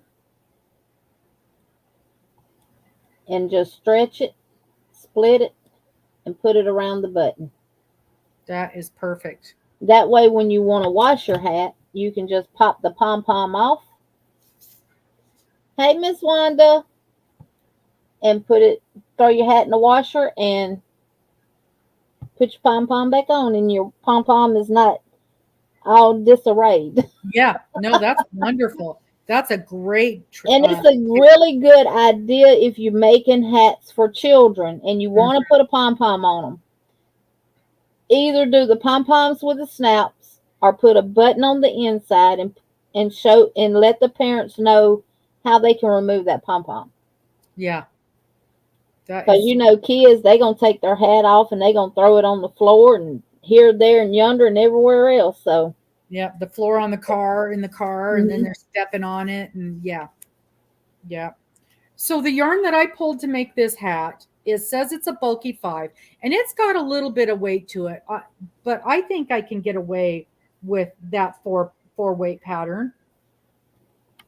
It's really soft. It's an interesting yarn. I've not used it. And I remember when I bought it, I only bought 2 skeins because I wanted to try it. It's called Little Bit of Everything. It's a Lion brand, a little bit of everything. That looks just like the Karen Angel cakes. Right? It's got acrylic, cotton, wool, and alpaca. And it's 164 yards in this skein. And it's a... And that should be enough to make this with because I didn't use a whole... Well, I do have 2 of them. I didn't use a whole skein of this. I thought that's pretty. And see, with just a little bit of difference in that color with the blue and white mix, that first hat you showed, yeah, that's pretty. I think that one I love. This has 170 yards in it. Okay. I think it'll work. And I didn't use a whole skein to make the hat with. So that's so pretty. And that's the mirror? Premier Woods. I don't think they sell this anymore. Let me check. I am not sure. Yeah. But I just thought this was, and it's going to be a Christmas present for someone. Oh, you know what? Oh, I did not realize. I wonder if this will show up on camera. I didn't realize it until just now when I was sitting here looking at it. It's got little specks of light blues and sort of a purpley, burgundy, brownish kind of color. I see it. Can you see it in there? Yeah. And so I think that will mix in with that hat there where you show the different, because I was worried it didn't have enough colors. Well, see, with this one, to me, you see the stitch definitions when you turn it to the side and you put it on, but working it with more of a solid color, you're really going to see those stitches. Yeah. And this is the one you've got the pattern up for, right? The tutorial will be coming out today for this one. Okay. That's the hat I'm going to make. Yeah. It'll be coming out today for this one. Okay. Woohoo! Now I've got that decision made because I was trying to figure out which hat I was going to make, and I want to take it with me, so I had to get this figured out right quick. And I'll just take both of these, and if I end up with leftovers, I'll just make a matching cowl for it. So with the cowl, I could do... No, because you're going up. I guess I won't. Mine's top down. All my hats are top down. Well, that's I meant it's not flat. I'll find something. Yeah, I work from the crown down. Yeah. I thought about and what made me do a hat with it was when I was working on this. I said, and I did this, and I said, oh, that would make a perfect hat. Well, yeah, so right there's my cowl. Oh, yeah, that's what this is going to be. Oh, okay, so no problem then. So we've got it right there, hat and a cowl. Yep. So if I end up with extra yarn, we'll do cowl out of it. Now, if you can, working back and forth in the rows, Brenda has a tutorial for that on her channel where she taught us how to do the stitch because she created this stitch. I don't know if I've got any. Do I have any blue dresses in here? Well, wait a minute. This ain't right. Let's get this fixed. There. now I got a blue dress in here, Miss Karen. I can't believe you didn't have a blue dress. So Miss Karen, can you drop that channel that Jeannie is talking about with this? What's the name of it again? Is Brenda the newbie crocheter? Oh, yeah. I watch her. Okay. She's the Yarny Cave. Yeah. Yep. She calls her yarn room the Yarny Cave, and my husband calls mine the Crochet Dungeon. Well, I don't have the luxury of a whole room for my yarn. We just built a shelf unit, and now I say a shelf unit, but to be fair, it is 6 feet wide and I think 10 feet tall. I can't reach the top shelf. I have to get one of those grabbers. It might be 8 feet tall. So it's 6 feet wide and 8 feet tall. So that's my yarn room. And plus this mess over here that y'all see all the time off to the side. But all of that's, and then I've got the rest of my stuff is out in the shed. And I'm slowly going through those boxes and I'm finding all kinds of things. Y'all, I found some cross stitch things that my mother made, and I can remember her working on them. So it had to have been the better part of 20 years ago. And one of them is it's got to be almost done. Like maybe it just needs to be the back stitching done. And it's a Halloween design. So I think I'm going to bring that in and finish it. And then the other one, my mother liked to cross stitch words. I hate to cross stitch words. So she'll do like the Lord's Prayer or the 23rd Psalm or a poem. And one of them that I found out there is a poem that she loved. And it's silly. It's that when I get old, I'll wear purple. And she's about 2/3 done with it. So I have to decide, do I honor her and finish that thing? It's not going to look as good as hers, or just chuck it because I can't stand crocheting words or cross stitching words. And it's all backstitch basically. I got to figure out what to do with that thing. It feels wrong to throw it away, but dear Lord, I'm going to be miserable finishing that thing up.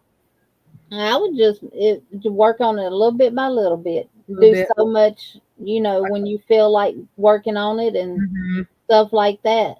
How much is left to be done? I don't even know. I saw it and I'm like, oh no, I thought she finished this. So I literally put it back in the box with the stuff and put it back in the closet. There's a few of her cross stitch things that I will finish. There's one that it was a wolf pattern and I'll finish that. It's just because it's all these words and I didn't even open it up to see how much needs to be done. And I probably will. Thank you, Karen. That's so sweet of you. Yes. Jet one in if you talking about this one or this one. I like them both. I like them both for different reasons. And again, I say this about patterns. some patterns don't look good depending on the yarn choices that people use. Oh, for sure. You can take a pattern that someone has created and designed and they use the right colors, and someone else can take that pattern and use the wrong colors, Mm-hmm. and it throws that pattern completely off, and you're like, oh my, that's a god awful pattern. But it's not the pattern, it's the yarn that people choose to use. So you have to choose the right yarns. Jet M1, this one is Yarn Bee Soft and Sleek. This is one of their new colorways that they came out with. So this was not a clearance yarn. And it's called Costa Mesa. It's a 4-weight, and it's low peel acrylic, so you shouldn't have a lot of peeling when you wash it and stuff.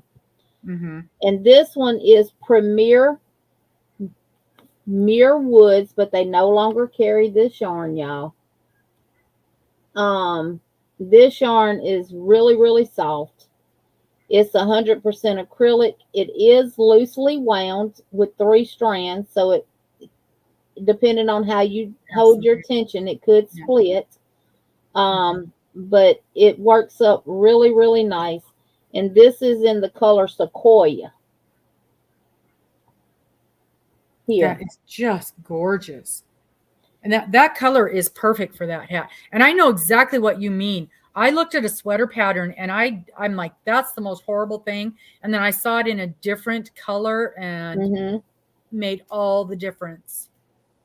I actually did the Happy Crafty Homemakers shawl in this that she designed, and this is the same yarn. Oh, that is beautiful. I love her. I know, I do too. And those work up so quick and fast. That is beautiful. And that's now all. These are my designs, Jet 1N, and the tutorial for this one will come out today. And then I'll do the tutorial for this one, and it'll probably come out tomorrow. I can record it today and then do my editing and release it tomorrow. So, boy, that you are so quick.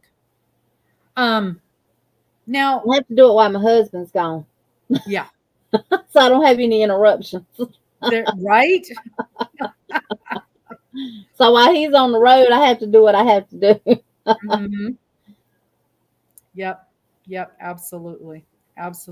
So what do you got in the works other than the, creating 2 tutorials and putting up new? Oh, what I don't have is the question.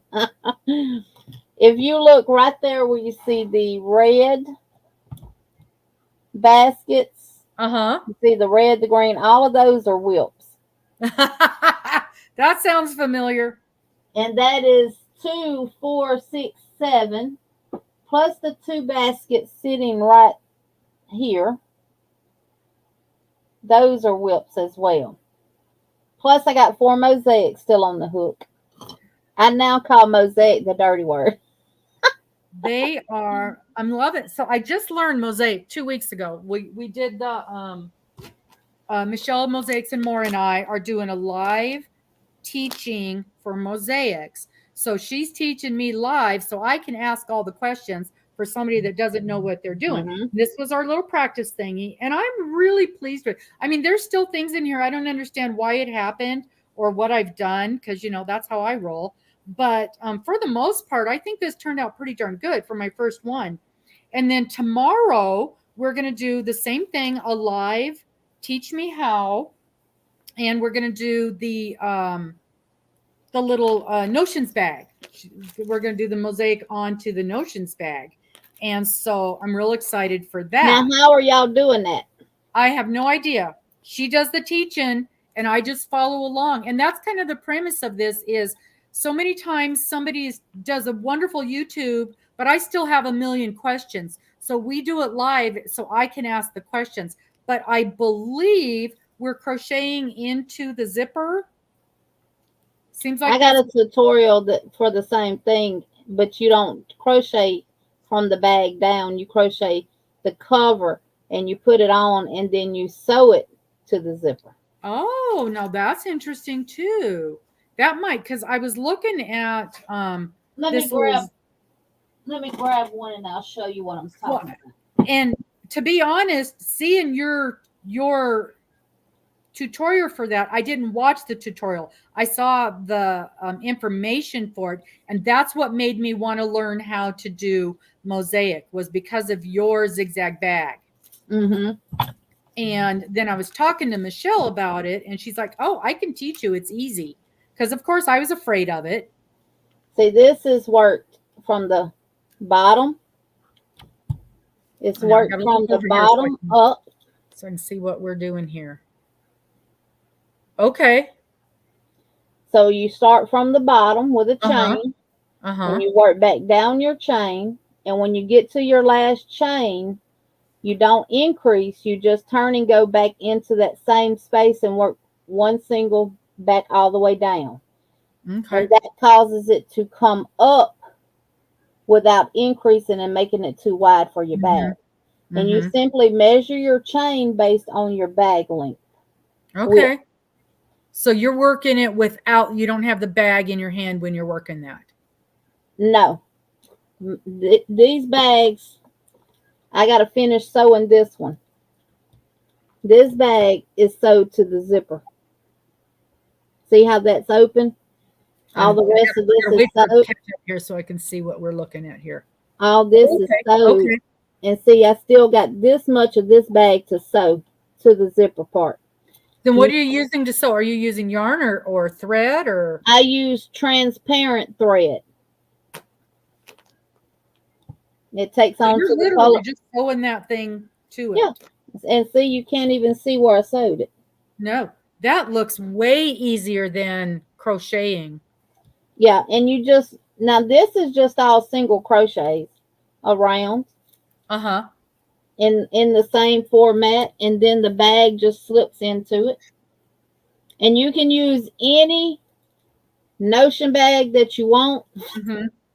These are canvas bags that I got from Hobby Lobby. Yep, that's where mine came from. Inside here are Dollar Tree bags.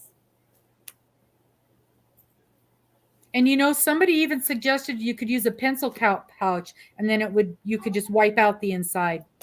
Well, these from Dollar Tree, they're kind of like the nylon plastic part. So you could definitely wipe the inside of these out. But because they're sewed, you could actually throw them in the washer too. And this is another one. And this is another one. Wow. So,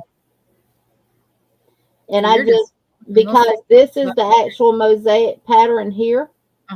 I just did so many rows of back loop only single crochets up to try to get this as much in the middle as I possibly could. So that is nice. But you can do that with any stitches. It doesn't have to be a specific stitch. Like this is a small one that I did with the same mosaic.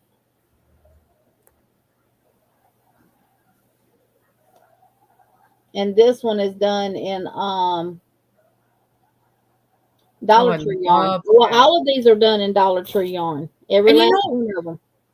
Those little bonbon yarns, the little minis, I see those. In fact, I have a handful, and I'm like, what am I ever going to do with this? And that's exactly the perfect use for those, because they hardly take any yarn at all. Right. And if you're using a couple, 3 colors, then that would be a good way to use up. But basically what you're doing is crocheting a sleeve for the notion bag, and then you're sewing it to the fabric portion of your zipper. Because I watched Tina, you know, the queen of mosaic, and I was watching that and I'm like, wow, that looks very, not complicated, but kind of intense is the wrong word. But you know what I mean? It's making it harder than it needs to be almost. But like it's intimidating. Yes, there you go. And she's teaching to do it even without a bag. So she's literally starting with a zipper. Yeah. Which, you know, that's great. Fine. You can do that too. But instead of starting at the zipper, which makes it harder because you have to punch through and you have to get your single crochet spaced out just right and stuff, you can still do it with just a zipper. You just crochet the sleeve, what I call a sleeve, Right. and then you just attach the zipper to that part just like you would if you were sewing it to a bag. Yep. So, but yeah, these are, I love making them. They're easy.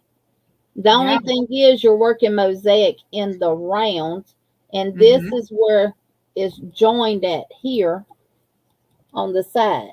Yep. And you pull it super tight so you pull your design in together so that you don't lose your design. Yeah. That looks really nice. Yes. That looks really nice. So then the one that was not mosaic, that's just a single crochet, did you say? Yes, this is done with the Love Limb yarn that you can get from Amazon.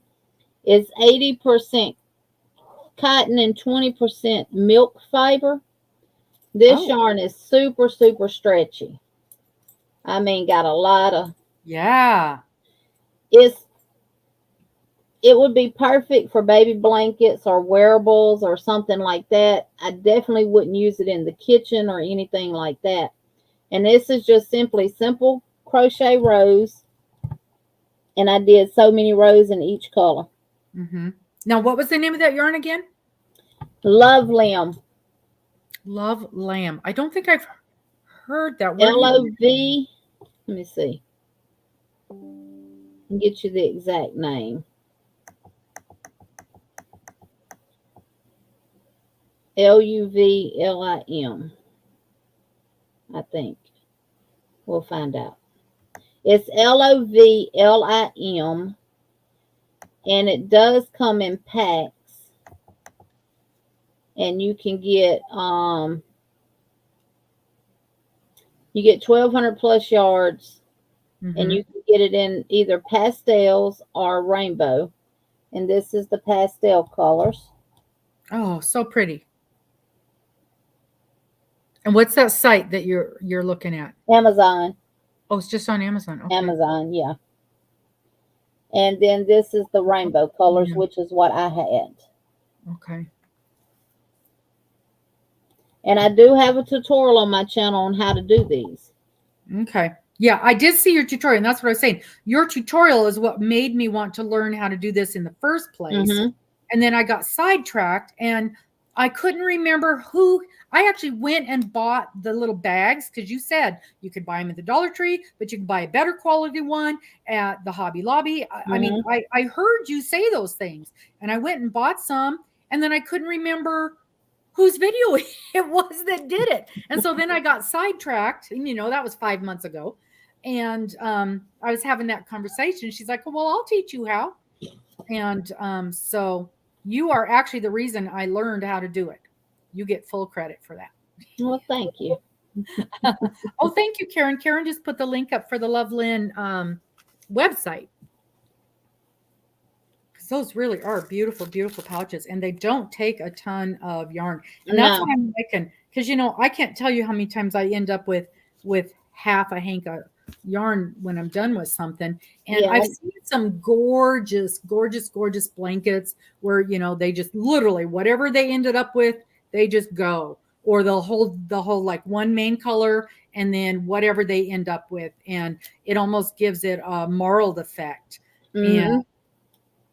But I don't, this is going to sound ridiculous. I don't finish enough items I've got tons of things started, but I don't finish enough items. And a lot of times, especially with a blanket, I just go till I'm out of yarn. And so I don't end up with the leftovers. But when I do a hat or a sweater for someone or a vest or a shawl or something, I will end up sometime with a partial. And I'm also a freak because I don't understand yarn enough. Like this yarn is so different from anything else I've used. I would be hesitant to mix it with something else if I'm doing a like a scrappy blanket or something like that. But that would be perfectly fine. I'm learning that. I'm learning just use it. Just use your yarn. Have you seen my It's So Ugly It's Pretty shawl? Yes. That's done with all different textures of yarn. Mhm. It has cotton. It has a little bit of alpaca in it. Has pure wool in it. It has acrylic. It has blended yarns. It's a shawl of all blends of fibers and different size weights. Mhm. And it's delightful. You know, the thing that I have to remember is this is supposed to keep me warm. That's its job, is to keep me warm. And so all of that other stuff just doesn't matter. Right. And just I think this is going to be fun to work with. I'm excited now to The work only with. thing about working with yarns like that, it don't frog good. Oh boy, and you don't have to tell me. Even stuff that was easy to work up. I was trying to remember which one it was. I had a yarn that was very easy to work with, and one of the colors would not frog. I fought and fought and fought with it. I've worked with sequenced yarn that frogs easier than that stuff did. And but yeah, you get all those different little fibers. But yeah, this is every different fiber altogether. So right there tells you can mix all that stuff. It's not super super soft, It and there kind of must be. feels what I consider yarn to feel kind of gritty, like Mm-hmm. sandpaper.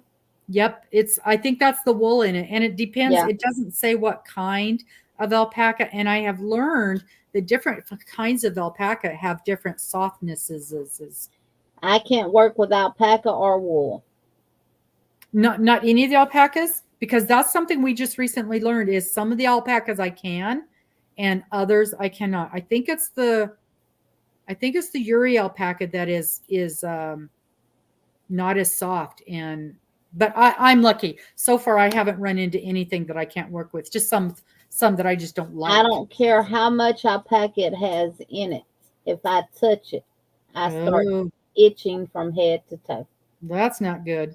Then this isn't going to work for you because it's got wool and alpaca. Is it all of the wools too? So I it can doesn't work. work with superwash merino wool, but I cannot work with regular wools. Yeah, this is regular twenty And I percent. and yarns used to not like I cannot crochet with Red Heart Super Saver. I know a lot of It people breaks can. me out. Hmm. I get this whole arm will turn red like I've got a case of hives going on, Hmm. and it burns and it after a while it starts itching. And Red Heart Super Saver used to be the only thing I crochet with. And that's the same with cinnamon stitches. She can't use the red heart either. I have found the peaches and cream, Hmm. the natural. I can't use it. It Hmm. burns my hands. The colors, no problem whatsoever. The natural, it makes my hands break out and it burns them. Wow. Isn't that ridiculous? So it's the processing when they're doing the dye-in Yeah. does something to calm it down from whatever my body doesn't like. Hey, good morning, Sylvia. Boy, we've got a Hey, lot of Miss new people in Sylvia. here. Now I actually thought that maybe because when I crochet with Red Heart all the time, yeah, it was rough. I mean, it was the old style Red Heart, Mhm. really, really rough and stuff like that. Right. And I know a lot of people have, been saying how much softer the Red Heart Super Savers are now. It That it's is like it's much better softer. quality and stuff. Mhm. I tried them. Does the same thing. Same thing. Now, what about the mainstay? Does that bother you? It does not as of Isn't that something? now. And the different colors in the red heart aren't an issue because this is something that I have Oh noticed. no, it can be solid white and it does it. It Okay. can be red, it could be the ombres, it could be the Huh. stripes, or it doesn't matter about the Red Doesn't matter. Heart. And So it there's almost something. feels like when I try to work with it and I start breaking out, it almost feels like I've rubbed up against some insulation that has fiberglass in Isn't it. that funny? Yeah, that's Isn't that's that how funny? that's what it reminds me of. Because I'm working on this blanket right now, and I've got 5 different colors of red heart, and the dark green feels completely different from the rest of it. It's working up different, and it feels way, way rougher. If all the red heart felt like that, I wouldn't use it at all. But just this one color of green, I think it's no, the sage is a lighter green. I don't even know what color green it is, but it's a darker green, and I absolutely And It Red is. Heart has some beautiful colors. Oh, And don't one they? thing I love about them is if they have a stripe yarn, you can find the exact colors and the solid colors to match the colors in the stripes. Mhm. And the same with the ombres. And Red Heart yarn makes a beautiful stitch definition, Oh, yeah. Works up. compared to some of the other yarns. Mhm. But I just can't. I wish I could work, because if I could work Red Heart, I'd have a whole stash of it. As a matter of fact, all the yarn that I had pretty much was Red Heart. And I discovered through YouTube, Bag O' Day, and others that you can buy yarn from Michaels and Joann's. I didn't have a clue. Mhm. And I used Shop Michaels, but I only Mhm. shop Michaels for my cross stitch stuff. Yeah. Oh, is Never that had right? a clue that they even had yarn. Oh, yeah. They've got a decent, although it's getting smaller too. Have you guys noticed that the Oh yeah, Michaels mine's yarn done got section's getting small. smaller? I noticed with their last round of clearance that they shrunk at least one full row, if not two, some of the stores. Somebody was saying something. Yeah, Karen, I think it is the chemicals that they use in the Red Heart is what's causing the breakout. Because I want to say, and I could be wrong. Let's see how wrong Robbin is. Red Heart Super Saver does have kind of a chemically smell to it too. It does have like a little odor. You know how people was complaining about the chameleon yarn that Premier came out with, Yeah. having that odor. I've noticed now some of the Red Heart Super Savers, because I do feel them and stuff like that when I go to Walmart, that they do have a little odor to them of a light chemical smell, and I assume that it's from the dyes Probably. that It's my they're using. frosty green that feels different. And I was looking to see where it was made. Turkey. Says it's made in Turkey. Isn't that funny? And that's why I won't buy like the ice yarn, Super Saver yarns and stuff like that, because it could possibly be the same as Red Heart Super Saver. Mm-hmm. Now I switched over from Red Heart Super Saver to the Premier Basics. Mm-hmm. Even though it's made in Turkey, the Premier Basics is completely different from the Red Heart Super Saver, and Yeah. it does not break me out. Yeah. And it is a good economical Oh, acrylic. yeah. Yeah. Here's Mr. Joe coming to say hi to everybody. Hey, Mr. Joe. He didn't do good last night. He had a rough night. He has seizures, and he'll go months without having one, and then for a couple of weeks he'll have 3 or 4 of them within that time frame. And so Oh, he had one last night, and it scares him when he's doing it, and he cries. He just cries through the whole thing. It just breaks your heart. But luckily, it oh, didn't last very long last night. I always worry about him having them when I'm not home, and because we just comfort him and talk to him and tell him it'll be okay, and it passes pretty quick. Isn't that right? Yeah. But then usually he sleeps all the next day. yeah. So Yeah, yeah. Marcelie, I can definitely understand you being able to fill your stitches and stuff with the Red Heart Super Saver, because it makes beautiful stitch definitions. Oh yes, yes, absolutely. I'm glad that you're able to work with the Red Heart because Yes. I mean there's a lot of people that absolutely cannot. And it's like you said, back in the day, that was our only option. I don't even remember such a thing as a yarn store when I was young and crocheting. Either there was no such thing or we just never went to one. Um, but we went to the grocery store or probably I'm old, but my memory is probably either we went to Kmart and got some Mhm. yarn, or I just Right. used whatever my grandma had on hand. Because I literally don't ever remember going and buying yarn. And then when I was adult, I'm sure we went to Kmart and bought the yarn. I remember buying yarn with my grandmother, but we used to buy yarn from Fred's, because Fred's used to sell yarn, and a store called TG&Y. Hmm. They used to sell yarn. It was kind of like a Michaels.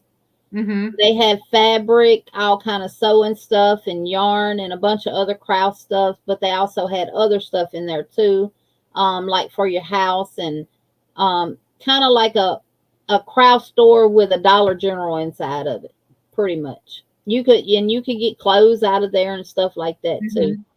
I wonder, now that you mention it, I'm wondering if maybe we did have a Joann's, because I sewed more than I did yarn stuff. So I might have popped over to Joann's to get some Red Heart yarn too. I don't remember. But I mean, as far as me, I literally thought Walmart was the only place you could buy yarn. Yeah, we didn't have Walmarts when I was younger. We didn't have Hobby Lobby, but we did have Joann's. I remember Joann's because that's where I used to go get my fabric. Yeah, and we don't have Ollie's, and we don't have. There's another one a lot of you guys talk about. It was Letters. Different Letters is the name of the store. Got a lot of people who are sad that it's closed down. It's just recently closed down. Probably the one that was the one for Tuesday morning. Oh, a lot of Tuesday mornings closed. Yes. Oh, see, we had one, and it was weird. They only had kind of like leftover stuff from other stores. I only went there once or twice. Woolworths, yes. We used to have Woolworths. Did they have yarn, Elizabeth? I'll bet you that's where we went. Yep. Nope. We didn't have the Ben Franklin. No, we didn't have the Ben Franklins. And another store that I know Cinnamon Stitches finds yarn at is the Christmas stores. Yeah, we don't have them either. The Pick and Save, funny. Nope. Up north and on the West Coast and the East Coast, they have different stores than the South does. Oh, absolutely. I know you talk about, what was the grocery store you just said? We have one called Dave's Market. We have one called Winn-Dixie. Yeah, the Winn-Dixie. We don't have those. And every time I hear the Winn-Dixie, it makes me think of the South. I don't know that I've ever even seen one. And we drove all over in the South. Yeah, the Christmas tree shops. That's what it is, Peppermint. Yeah, Christmas tree shops. Yep. It seems like the Woolworths would have had yarn. It seems like that's the kind of place you would have gone. No, we didn't have Walmart when I was growing up either, Elizabeth. We had Kmart, which was in Monroe, Louisiana, which was too far because my grandparents literally went to town once a month when they got their check. And that's when we would go to town, and we would hit all the little stores. We would go to Fred's because they both were snuff dippers, and that's where they would buy their snuff from. And she would get her other stuff out of Fred's. And you could buy what's those tennis shoes that's done come back now? The cloth ones that they used to come in high tops. Yes, it's not the the Converse. Converse, yeah. You used to buy Converse out of Fred's back in the day. Because they were the cheap shoes. Yes, they were cheap. And now, you pay $100 and something for one pair? Good Lord, yeah, yep. And we had a grocery store called Jitney Jungle that gave out stamps, and you got these little books, and you filled them up. And then you had a stamp store right down the road that you'd take your books that you done filled up, and you'd go in there and you could buy stuff out of the stamp store. I used to put all the stamps in the books for my grandma and stuff like that and everything. And right next door was the TG&Y, and that's pretty much, we shopped in pretty much one area. So S&H green stamps. I remember putting those together. I didn't know that you took them to a separate store. Yes, they had an actual stamp store where once you filled them up, and on each sheet it'd tell you, so many stamps equals this and stuff like that.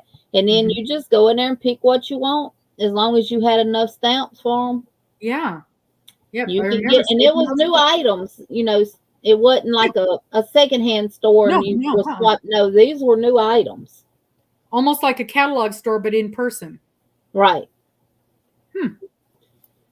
S&H green stamps. Yeah. Back in the day, you got rewarded for your shopping. We don't get nothing now. Nope, you barely look at how much money we spend in Walmart. Oh my Lord. And Walmart can't even do a reward card where you get some. When Dixie does a reward card, Yeah, every store. You're right. Every store. I already have a reward card.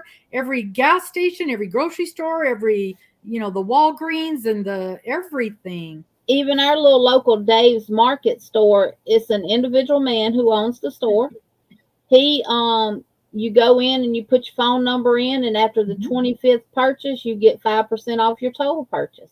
Nice. And that 5% adds up. Trust me. It does. It absolutely does. But like Walmart, they don't offer nothing in return, and they're yet going up on their prices. A skein of Red Heart Super Saver now is $7 and something at Walmart. Yeah. I had to go buy some red for this blanket, and I'm like, good Lord. So, now this is how sad it's gotten. I'm saving my Joann's 40% off coupon to buy a skein of Red Heart instead of the good stuff, Exactly. And then I watched Llama Mama Kayla's video the other day where she did her haul, and she bought one of the big skeins of the Crafter Secret acrylic yarn from Hobby Lobby, where they were normally $9.99. They're now $11.99. So basically what they're doing is raising the prices to where you get 30% off it. Now it's still the same regular price. Yeah. And have you used that? The Crafter Secret? I haven't. I do the cotton yarn, but not the. Now that would be another one, Miss Robbin, for beginners with cotton. The Crafter Secret, because it's a lot softer than the. It is. Yeah. I love the Crafter Secret cotton. You're right. You are right. Yeah. That would be another good one. I've used that. I bought it for a project because I needed a whole bunch for a blanket, and I did not like it. It wasn't that it bothered my hands. I just thought it was really rough.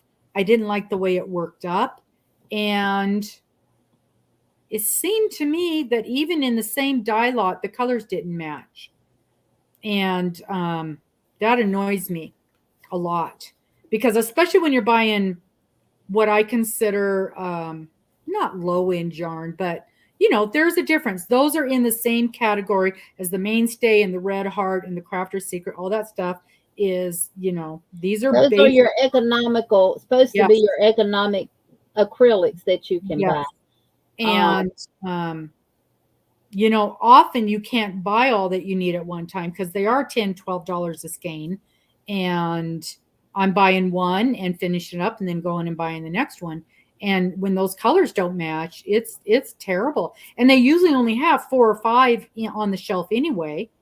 And then when those are gone, you got to wait for the next shipment to come in, and they're not going to be the same.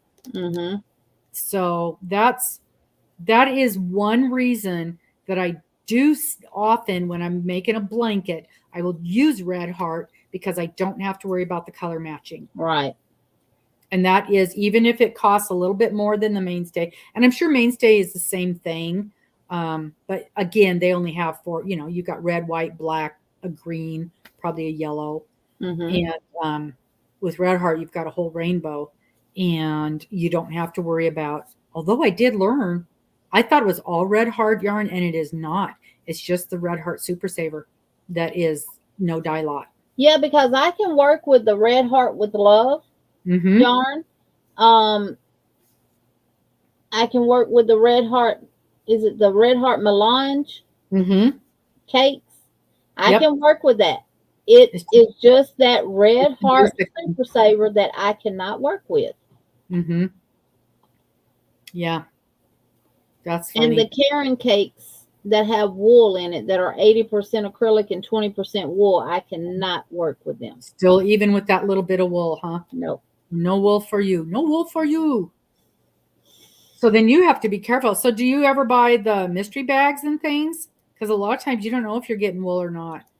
I try to stay away from them. I have purchased some, and if it has wool, yarns that wool, I just give it away. Yeah, because you've got your giveaways too. So speaking of your giveaways, why don't you tell us a little bit about, we haven't hardly talked about your channel at all. We just get to talk and yarn, and and off we go. Tell us about your channel and all the little doodads that you guys do. Because I'm stealing some of your things, just so you know. letting you know right off. Well, on my channel, it's all about crochet and yarn and notions and hooks and books and anything yarn related. Mm-hmm. Whether you're a crocheter, knitter, or Tunisian, it doesn't matter. We're all connected by the love of yarn. Mm-hmm. I do yarn reviews where when I work with a yarn, I let you know what I personally think of the yarn. I am not affiliated with any yarn companies at all, so my opinion of it is my true, honest opinion.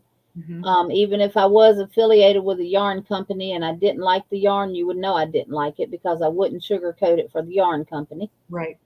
Um, and I let you know how the yarn works up, how soft it is it a splitter, does it frog good and stuff like that. I let you know all of those little details.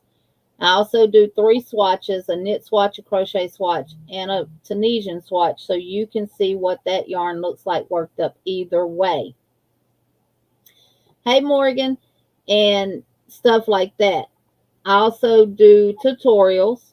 I do a live every Monday at 6:30 Central Standard Time. And some lives we do a crochet along where we make something on the live together. This week on Friday, I will be releasing a video that is going to help you to be able to understand and read patterns.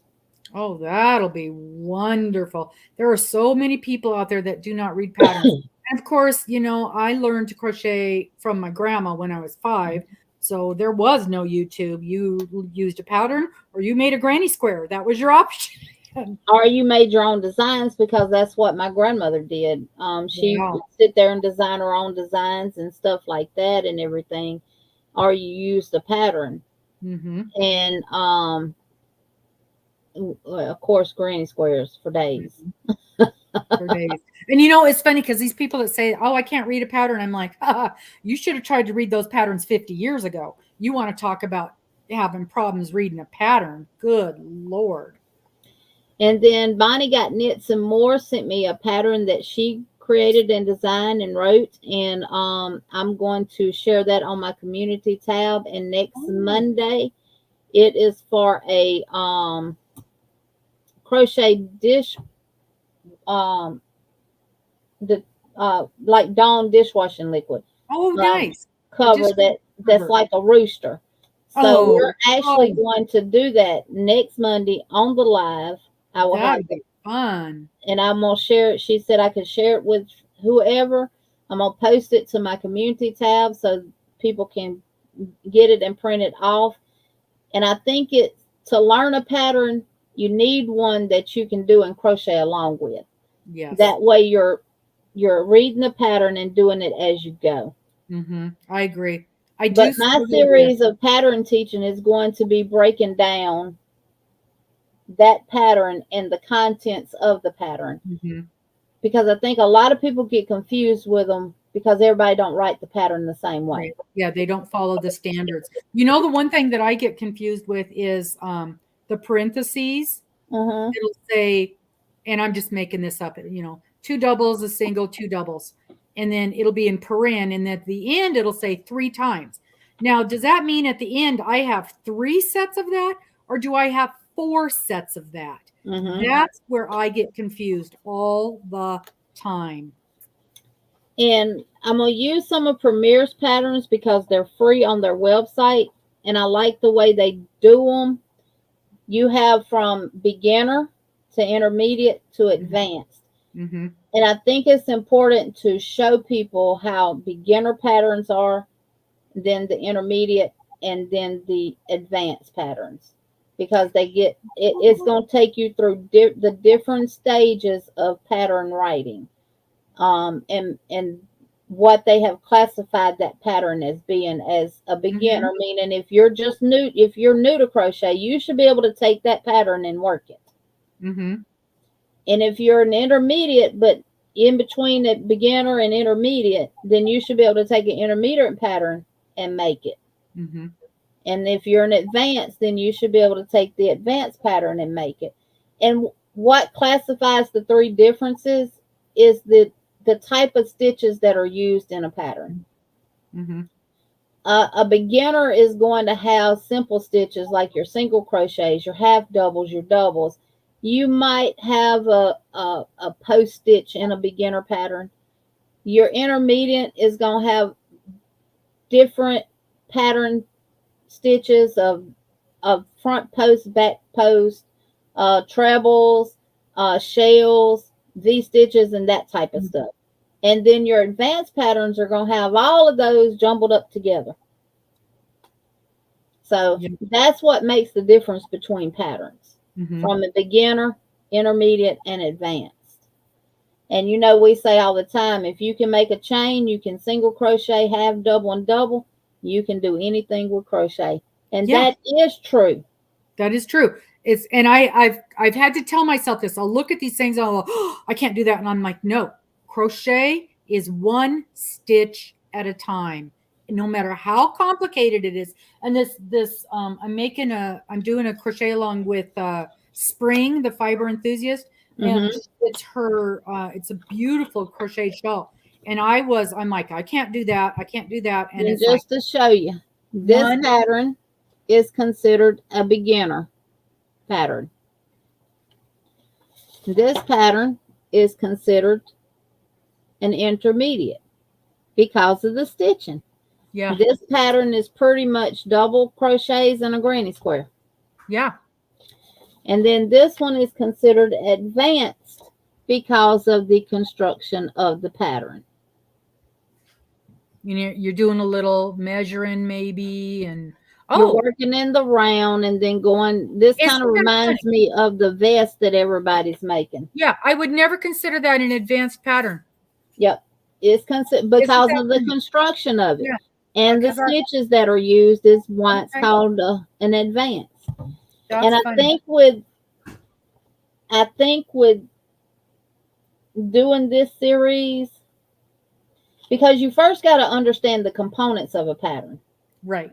And what each thing means and represents. And all patterns should always come with a guide. You know, but not all of them do. So, but all of them should come with a guide. Yeah. And that's just like if you work from grouse, you notice not all grouse are written the same either. What they use as a single crochet may not be the plus sign. What they use for a double crochet might not be the extended T with the line across it and the slanted line through it. But they should all come with a little chart that tells you what each one represents. And you should be able to follow that graph based on their chart. That's what I want to learn, because I see, especially with doily patterns, you see those all the time. And I need to learn how to read those. This book right here is two of them on Amazon. The same book, but they have a different cover. It's 200 More Crochet Stitches by Tracy Tidehunter. This book is not written in U.S. terminology. Oh. But then this is how I figured it out. It says to one treble in fourth chain from hook and in each chain across turn. But the symbol in the chart is for a double crochet. See, a treble would have two lines across the T. Yeah. Not one. Not one, yeah. So that's how I figured out that this book is written in UK terminology and not US terminology. So if you have this book and it's telling you to treble, you really should double. Double, yeah. So a treble is a double and a double is a single. Yes. So then what's a single? Half double. Oh, good Lord. Yeah. And see in the back of the book where your symbols are at for what each stitch should be based on the charts. Okay. For UK, a chain is a circle, a slip stitch is a dot on your grouse, and then a double crochet is a single crochet. Mm-hmm. An extended double crochet is an extended double crochet, so that it would be like your single with a what we would do a chain and then a single. A half treble crochet is a half double crochet. A treble crochet is a double crochet, and then a double treble crochet is a treble. Double treble, double treble. So is a treble, and then the triple treble crochet and everything, and they using the regular double crochet symbol in U.S. terminology. But the book clearly says treble crochet. Well, what we know as a treble crochet is where you yarn over the hook twice. 3 times, yeah. Yeah. Interesting. So. But it looks like a really good book. It is, but pay attention to your grouse. It comes with written instructions, but it also has the grouse, and just pay attention to the grouse. Okay. It's a real good book. Yeah, I think it's nice to have books with the different kinds of stitches and things. I think we get, well, for one thing, we get afraid. And for another thing, sometimes you just need, you know, just like this. It's like, I've got this yarn here, and what's it going to look good in? Because it's not going to look good in every stitch. It's a little bit of a busy yarn, so you're not going to want something that's real complex. And even though it doesn't look like specifically busy, there's a lot going on here. You got the halo, you got the multicolors. It's a chainette, so it's going to work up a little different. Then it's got those little beads of color in there. I think it's going to look pretty, but I definitely would not want something with a real intricate look to it for that. See, their half treble crochet is a half double crochet. Their treble, what they call a treble crochet, is a double crochet. And then the double treble is a treble, what we call a treble, where you yarn over twice. Mm-hmm. And then their triple treble is what we call a double treble, where you yarn over 3 times. And then you got the quadruple treble in UK, and we call it quintuple. I have never heard of it. You yarn over the hook 4 times. Wow. And 5 times. That'd be a cluster. Mm-hmm. At that point, you're making a cluster. So we yarn over 5 times for a quintuple. Wow. They yarn over 4 times for a quadruple. Good so, Lord. And it in the back of every crochet book, it has the chart symbols and stuff in them. And that's one thing I did was compared the two. Mm-hmm. So, yeah, this book is written in UK terminology. And then the other one is not? No, this one's US. This one's US. The Crochet Stitch Dictionary. That's the one I want. I've seen that floating around, and I think that's the one that I want to get a hold of. I need to put that in my wish list so that I don't forget what it is. Yeah, that's US terminology. Okay. And I'm like, a treble? And I did it, and I'm like, this don't look right. And I looked down at the graph, and I'm like, that's not a treble, that's a double. Because the graphs are written in the US portion of it. But the writing of the instructions is written in UK terminology. Oh, I see. Yeah. So now you're going to do that learning to read a pattern series. When is that starting? The first video will come out Friday. Okay. I actually have a docu-reader that I can put here, and I can put the actual pattern there. And I'm going to actually cover every aspect of the pattern. But I'm going to link the pattern that I'm going to be doing on the video so you can print it off. Yes. And you can make your own notes on the pattern and stuff like that. I love that. And I Premier, love all the patterns that I'm using, some of them are going to be Premier. I'm going to pull a couple of line brand free patterns that they have on their website as well. As long as they're free, they can be used. Yeah, yeah. And also, you know, the little pullouts that you can get from Hobby Lobby and stuff with the little patterns and Michaels. I also have some of those. We're going to look at those as well because some of those things are, even for the advanced crocheters, hard to understand. I mean, everybody is not a pattern writer. Right. And it's a shame. You would think when they're developing patterns for those bigger companies that they would be, they would use the same standards, and they're just not. Right. They're just Bonnie, it's neither right or wrong, American or British. It's just how they speak the crochet language. You know, instead of them saying a double crochet, they say a treble crochet.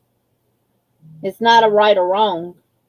It's just in the book, if you look at it and you crochet by it, because we're American and we know a treble to be where you yarn over twice and you make an extended stitch, it's really supposed to be a double crochet.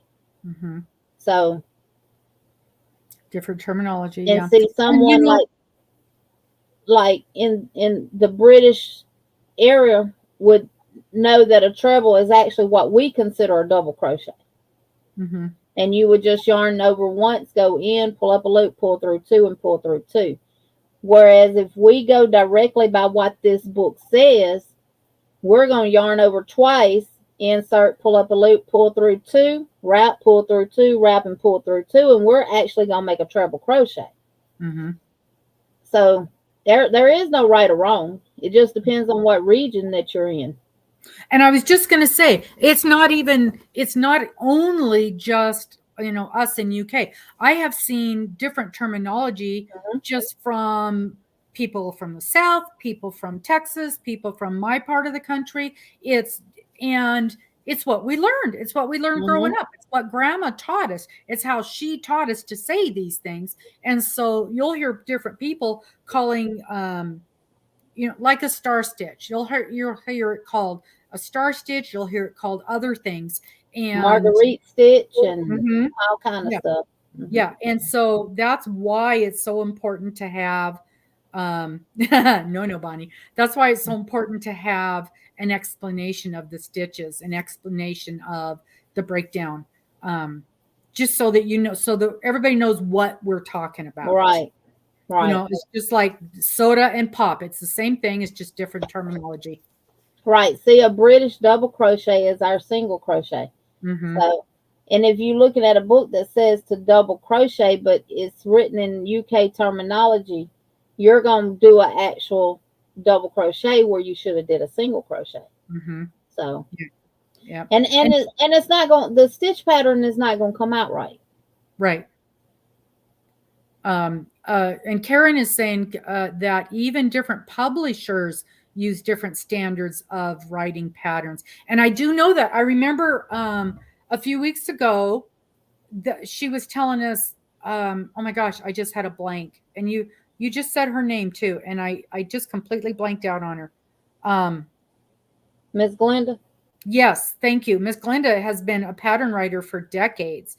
And she says that she'll published in many magazines as well. Yeah. And she says she would submit a pattern and they would totally redo the way it was written because they do it differently than how she does it. So if you, I remember her saying that when you did your interview with her. Yeah. And you know, I guess being a nurse, you know, you have to talk to a lot of family members about different things, and you have to talk to patients about a lot of different things. And I know with the areas that I worked in, I was the one communicating with the families all the time. I put their plan of care in action of how we were going to take care of them. That was my job to do. I wrote all the care plans that the staff had to go by to you know, to make sure that the residents' needs were all met and stuff like that. So again, I look at crochet kind of similar to nursing, where you look at the nurse compared to the doctor. The doctor don't always explain stuff to their patients in what we refer to as in layman terms. Mm-hmm. whereas the nurse is going to explain it to them in a way that they can better understand it. Mm-hmm. And to me, that's simply like crochet. Just do a pattern based on what you're doing. Yeah, you can shorten the words up to not make it a 20-page pattern. Yes, you Right. can. Because that scares people too. Right. Oh, God, this pattern is 20 pages. Oh, Mm-hmm. Lord, I'm going to run from it.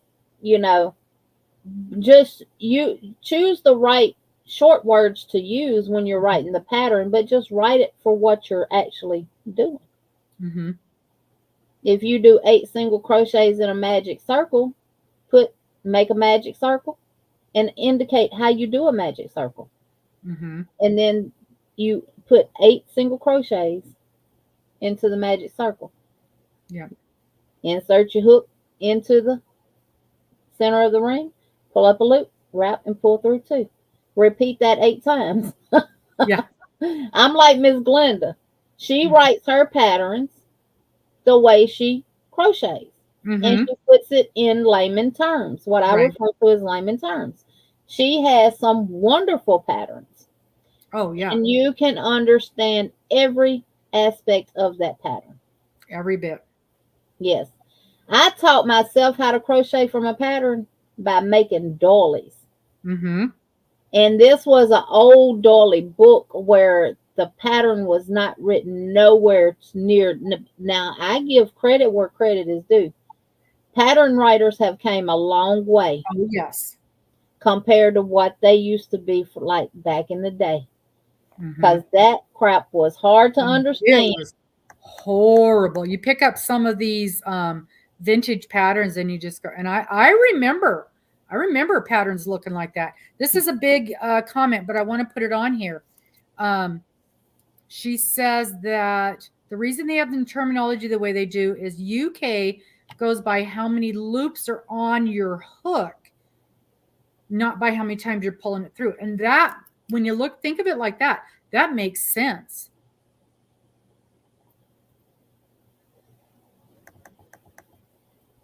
That makes sense like that. So if you was doing a double, I could see where that would be called a treble, Yeah. because I'm a visual person too, y'all. Oh, me too. Me too. And I'm I'm a thinking, visual. I'm like, how do they get a double out of a single? But when you've pulled it all up, you've got 2 loops on there. And with a double, you have 3 loops on your hook, and then you start taking stuff off. So if we do a single, you insert, pull up a loop, you got 2 loops, that's 2 for double. And they're But calling then that a you double. yarn over and pull through. If you're doing a double, you wrap your yarn, Mm-hmm. you go through, pull up a loop. You got 3 loops on your hook, so they're considering that a treble. Yep. Wrap, pull Well, through 2, wrap, pull through 2. Now, if we're doing a half double, we wrap our yarn, we pull up a loop, and we mm-hmm. still got 3 loops. What do they call a treble? I don't know what they call a half double.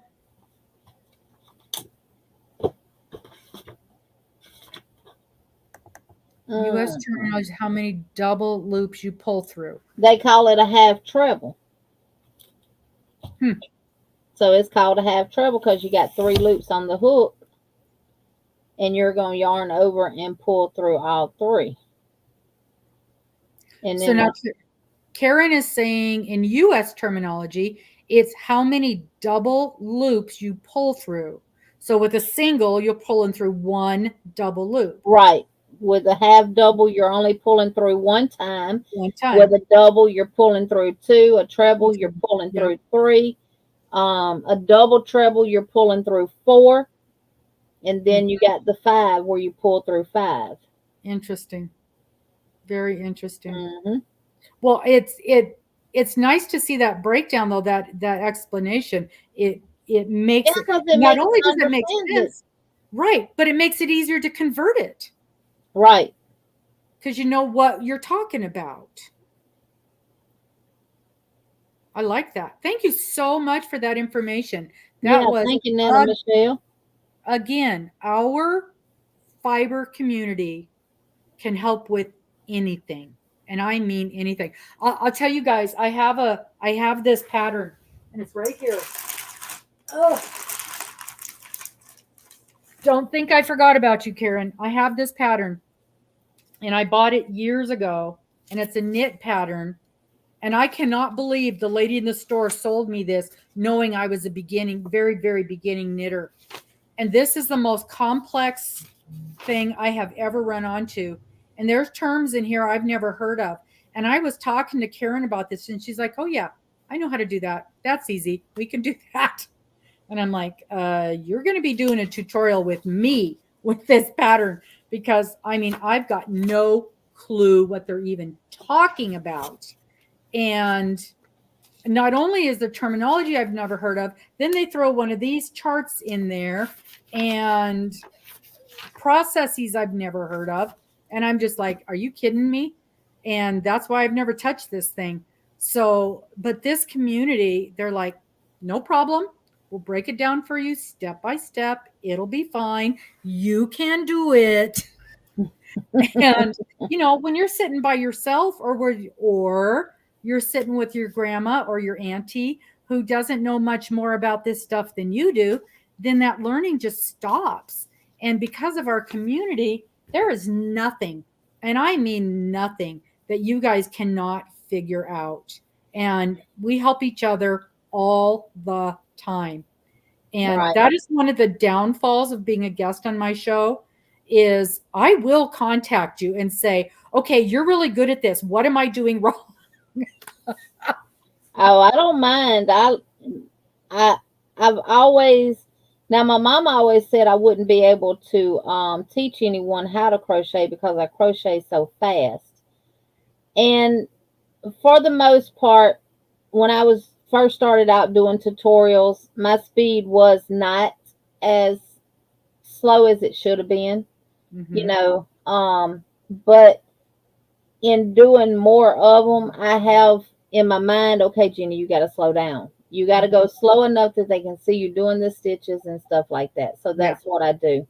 we got to see the And component of the stitch. and everything. So it's just, I always try to tell people when they're first learning how to crochet, don't give up. Just keep trying, keep going, because you'll eventually get it. Mm-hmm.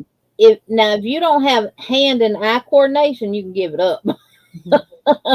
Because you have to have eye and hand coordination and make this hand do this with this, and Yeah, stuff like that. You yeah, your have to hands have have to do that different things. eye and hand coordination. So, um, but don't give up. Just keep pushing, and you will get it. And there's so much education out there. Oh, Just Google whatever you want to know. Um, and the thing that I love about the whole YouTube thing is I'll watch a video and have no idea what they're saying. But guess what? There's 12 more with the same thing, and you right. can find somebody that you learn well from. And you have to find that person that you connect with and you Mhm. understand what they're saying and how they're saying it. And when you find that person, you do stick with them. Mhm. I know when I do tutorials, I do a lot of repetition. And the reason I do a lot of repetition is because we have people like Marsha Lee, Blind Stitches Creation, who is blind, but she can crochet. Mhm. We have Miss Sylvia, who is also blind, but she can crochet. So I repeat a lot of my stuff in my tutorials for people like them so that they can always understand what it is that I'm doing, Mhm. because they can't see what I'm doing. They're going strictly by what you are saying. Yeah. Yeah. And you're very, very clear when you're doing your tutorials. And for me, who I do bet I feel like I'm visual. I'm a visual learner, but I do better with written than I do. And I guess it's because really and truly this is auditory Mhm. and this is visual.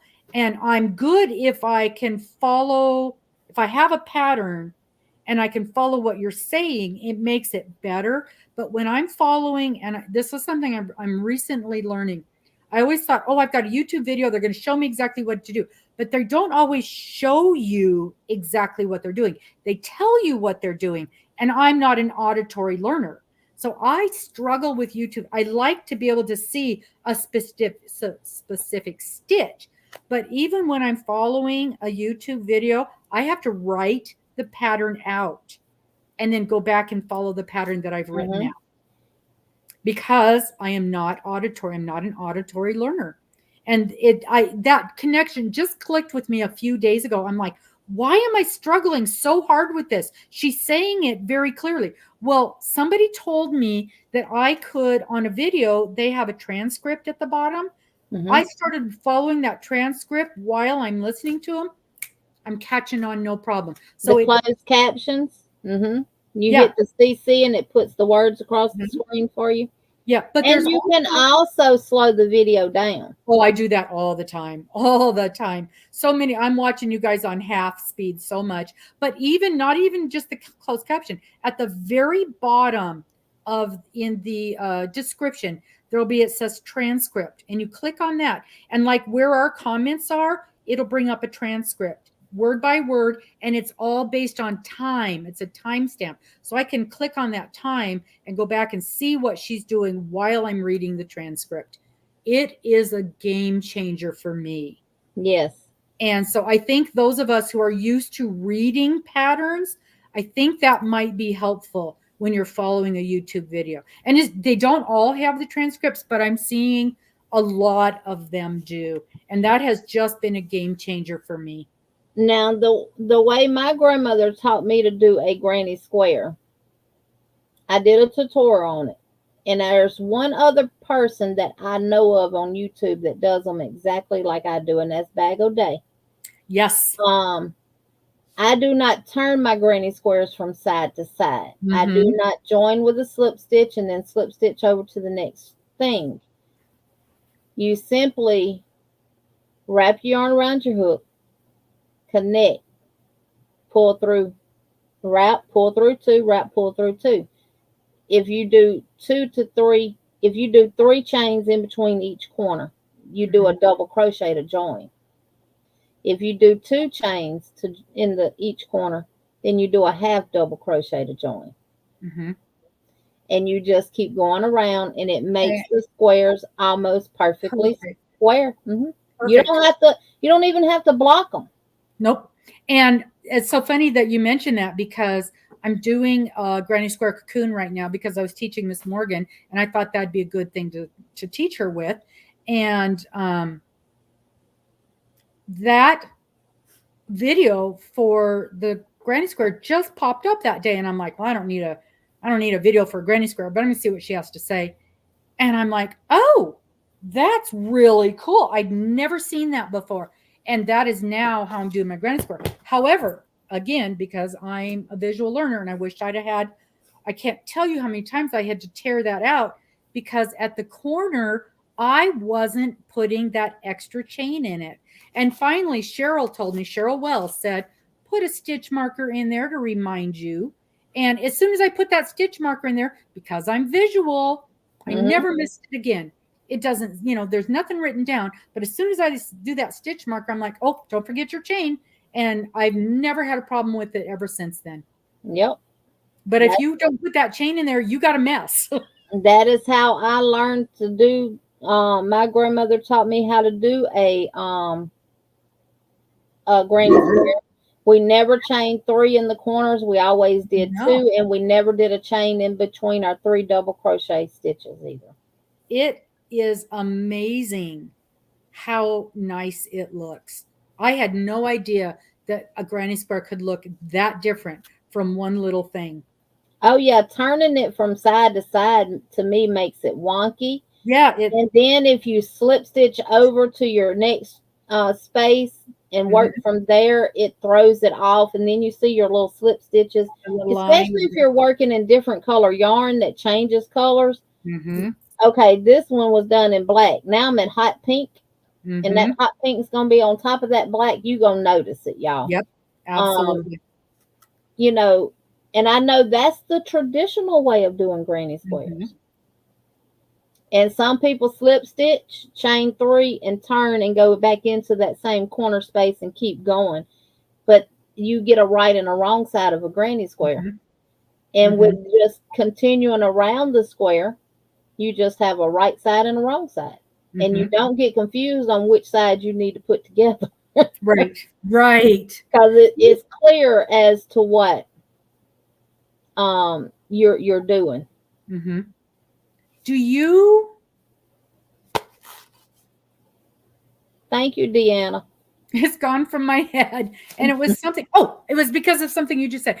Do you do the join as you go? Do you know how to do that? Mhm. I can't figure that out. Cannot figure that out. I actually got something out there where is it a tutorial for that?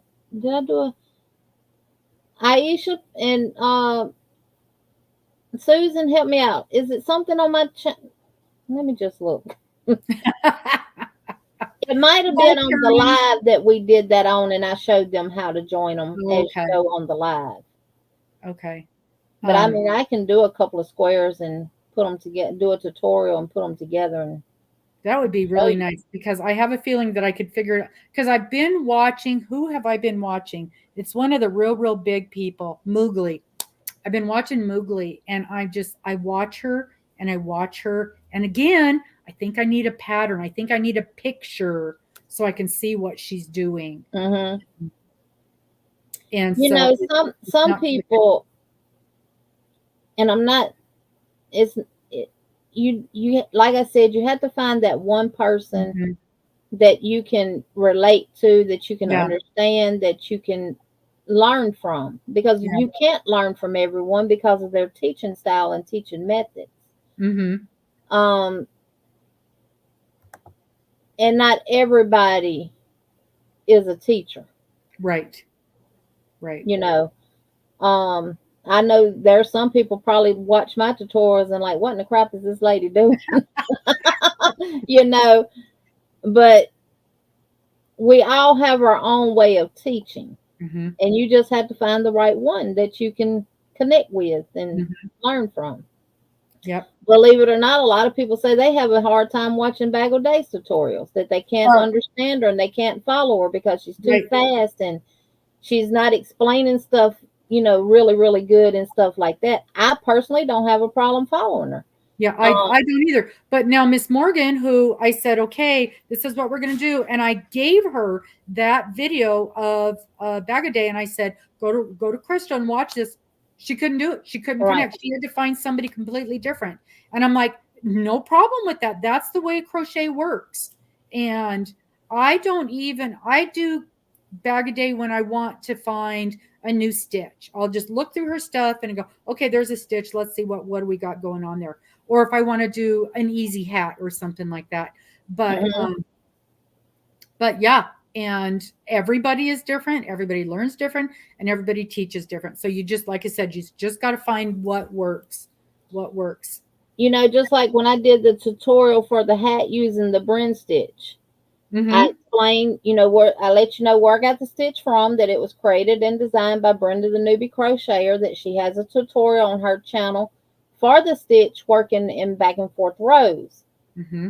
and that I had to modify it and tweak it just a little bit to put it in the round. Mm-hmm. That lets you know that you can't go to her tutorial and watch it working back and forth in rows and put it in a hat, that you got to Right. tweak it. Right. You can go watch her tutorial and design your own hat or whatever you want to in the round with it, but just know that you got to tweak it. So, Mm-hmm. and I do recommend that, before you watch my tutorial, that you do watch hers, Mm-hmm. just to see how she does it back and forth in the rows. And I only alter the beginning part of it, Okay. I'm because so excited. I can't wait working to make that. working in the round, in the rows back and forth, you start with a single and a double and you end with a single. Well, Mm. that's not, it didn't work out in the round, so we're just going to be doing a single crochet at the beginning of Mm-hmm. every row around. Mm-hmm. So, hey Sandrine, And Jeannie. We got so many people popping in here. Yes. And we are coming up on 3 hours. Can you believe we've been visiting for 3 hours? This amazes me every week. So let's throw some questions up. I know a lot of you folks are people that have been following Miss Jeannie for a long, long time. So you already know.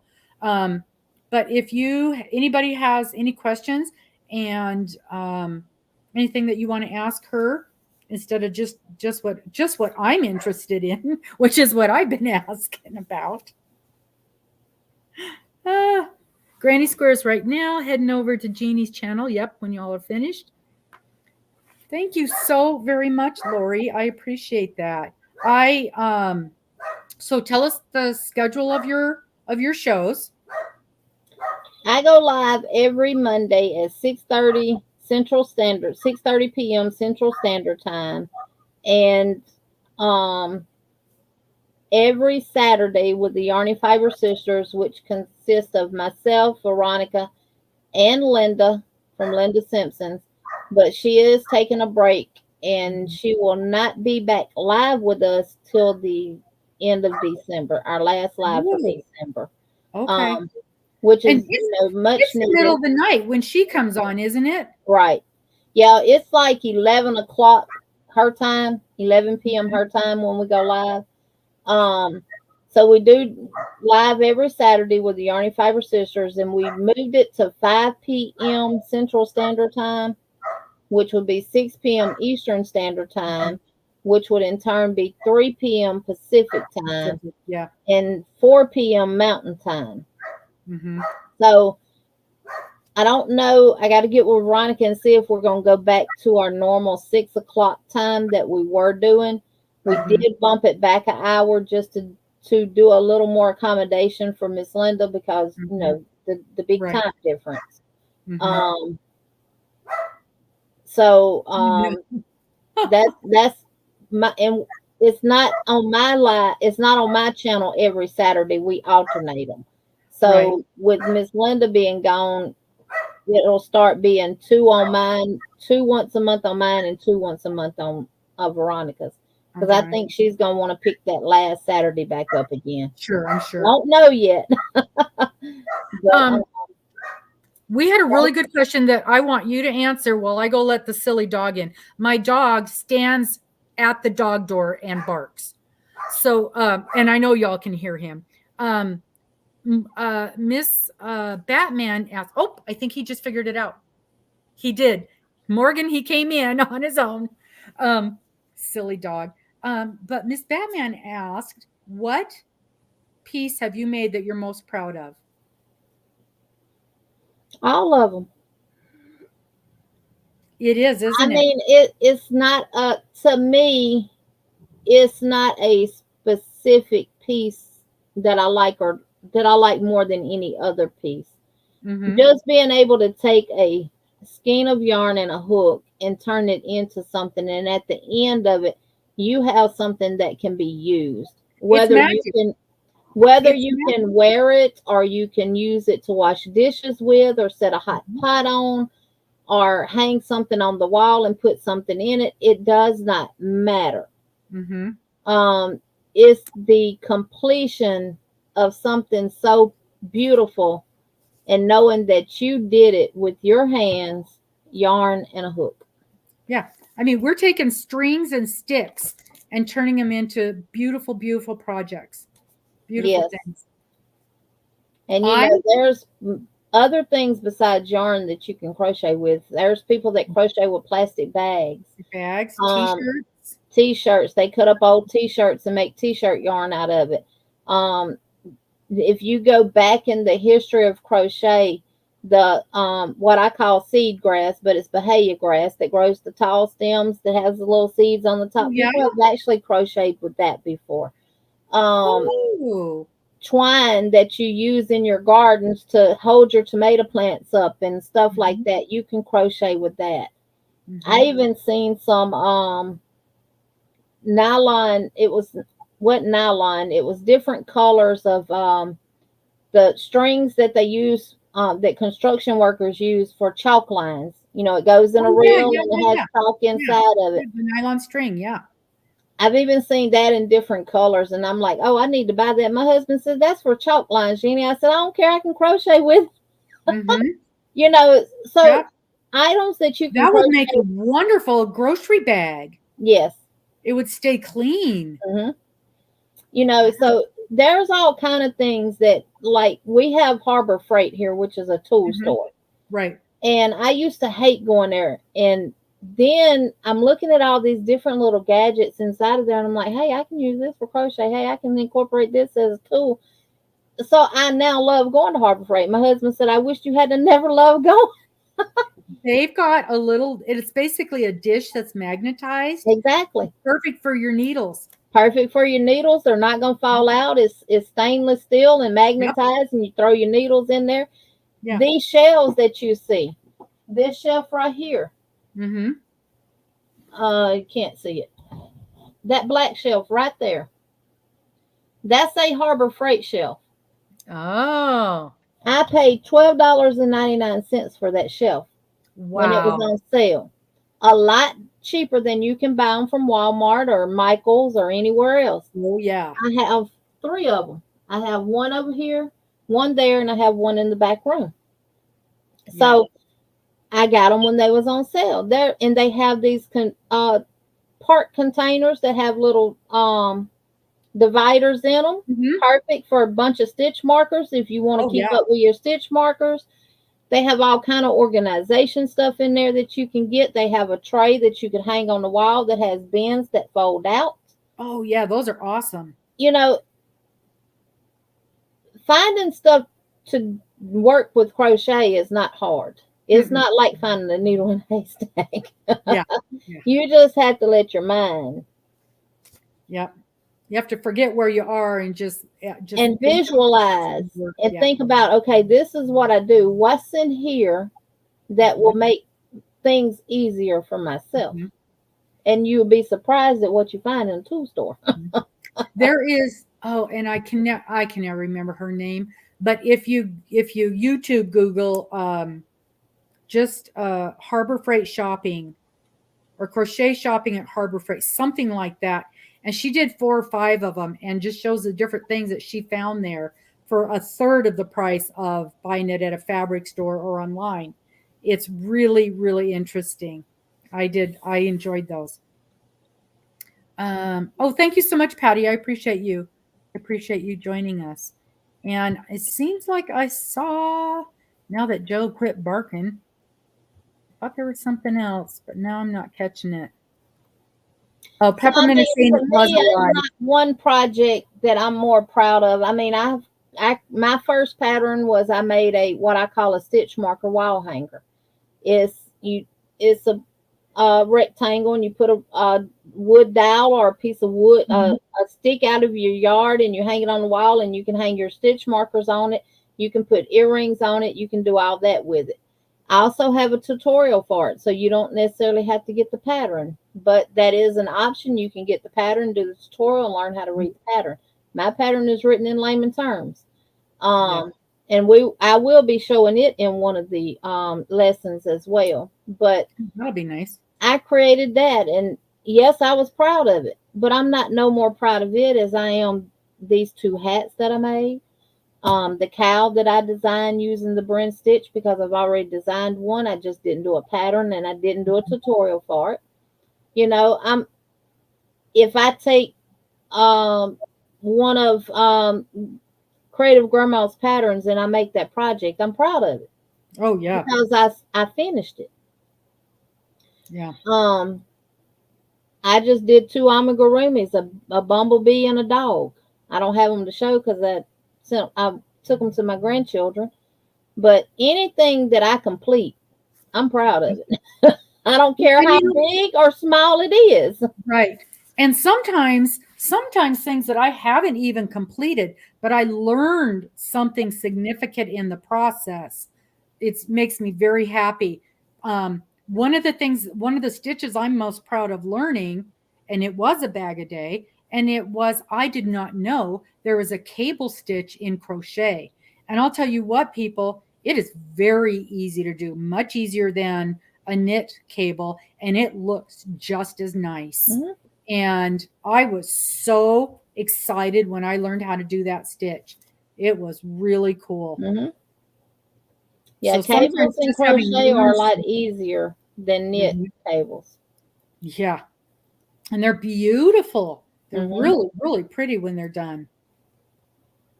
I was real excited about that. You seem to make a lot of different kinds of things. Do you like hats the best, or do you like scarves or blankets? It doesn't matter to me. I think I'm one to try to do things of what people want. Hmm. You know, um, not necessarily just for myself. Yeah, I'll wear these hats when it gets cold enough, which, I'm in Alabama, so Yeah. we don't have a lot of cold days and stuff. And I have a coat, but it never comes out of the closet. That's the nursing in me. Hmm. I just always wore lab jackets. Even Hmm. in the coldest of the days, I'd leave out the house with my scrub on, my lab jacket, and get in the car and go. Hmm. Um, and our winters are a lot different than up north. Yeah, y'all come down here and say our cold is really cold because we have wet air Hmm. because of the humidity and the moisture in the air.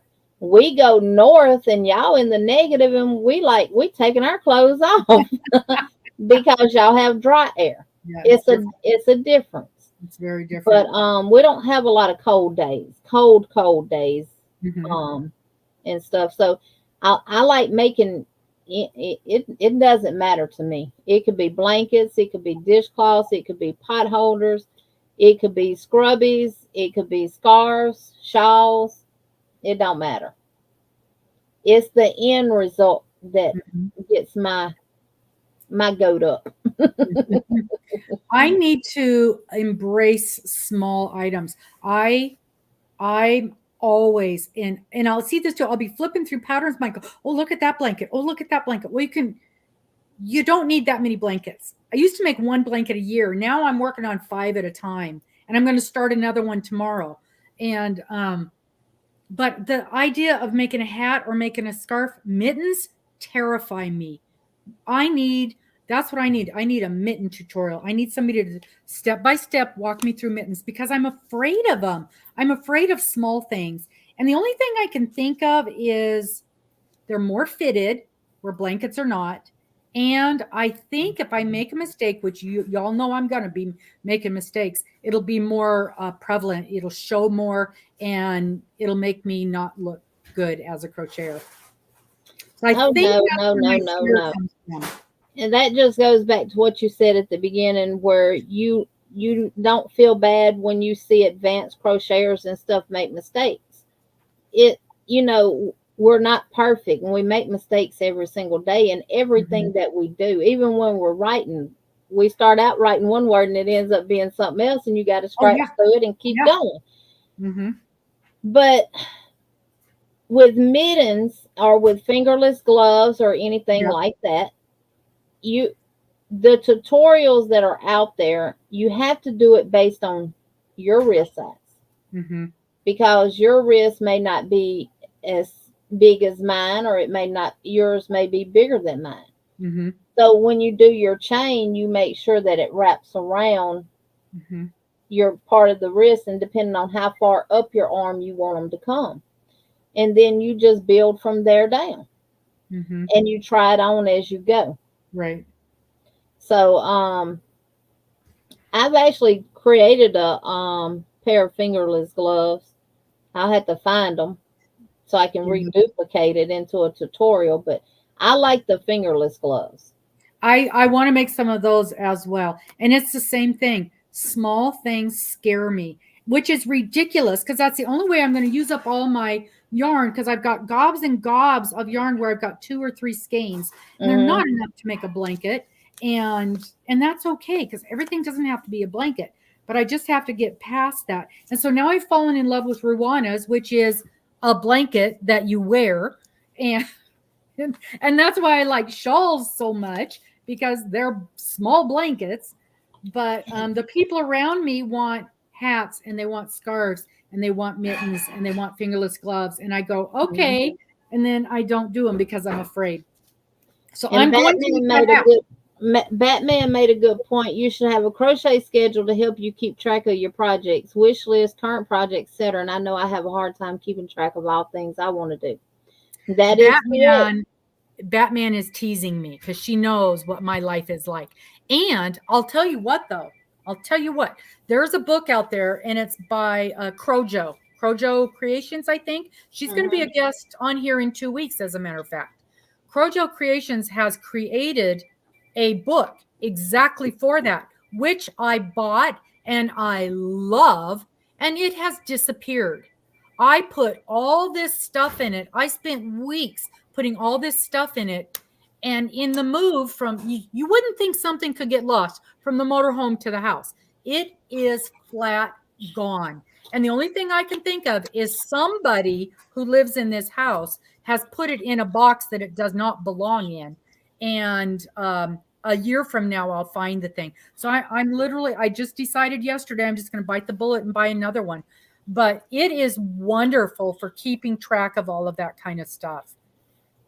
Now, another thing you could do, if you don't want to get a crochet journal or anything like that, just pick you up some little notebooks.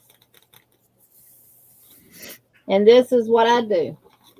Whatever I start on, I write the date that I started and when I finish it. And this was a rectangle granny square baby blanket that I made. And I used the Paint Box Chunky Pot yarn. I used 2.5 cakes. See, I'm writing down all the information that I need. I got the yarn from Miss Doris from Rose Cottage Studio.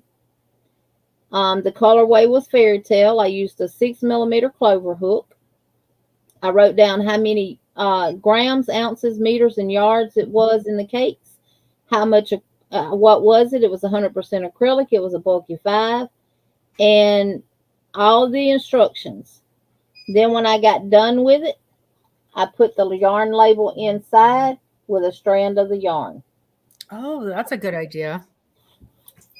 And then I put another one on the back side that details all of the deets of the yarn label. That's a great idea. Then I did a granny square chevron blanket, which I showed Saturday on the Yarny Fiber Sisters. And I used 2 Karen anniversary cakes, which is a bulky number 6. I got the granny square chevron stitch out of one of my books, and I made that blanket.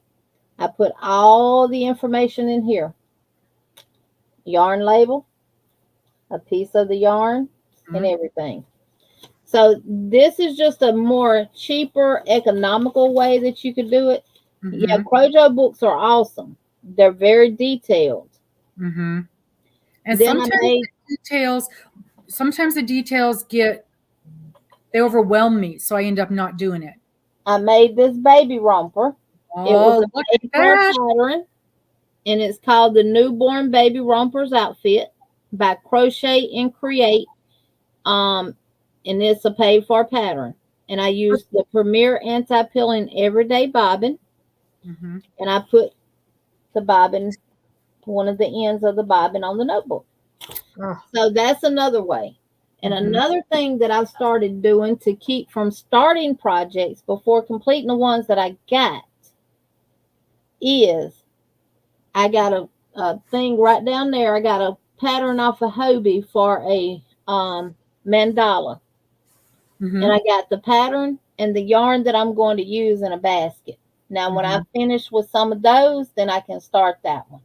But for future projects, I'm putting them in a basket with the yarn and the pattern, or if it's a pattern that I want to use to make it, and I'm putting it on a shelf, and that's where to sit until I get to it. And that's what I've started doing with all the project bags too. Because if I don't, I'm going to start it, and I'm not going to finish what I've already started, and I'm not going to finish that because I'm going to find something else that I want to do, and I'm going to move on to it. Right. And that's what I've been trying to do when new yarn comes in. Like I have a pattern that I have been wanting to make forever, but it took just a tremendous amount of yarn. Well, I found the yarn. I've had it in my mind, and I found the yarn for sale the other day, and I snatched it up And the second it gets here, it's going in the project bag with the pattern. So I know what that yarn's for, because forever I would order yarn and then a year later, I don't remember what project it's for, or I need one skein for something and now I don't have enough.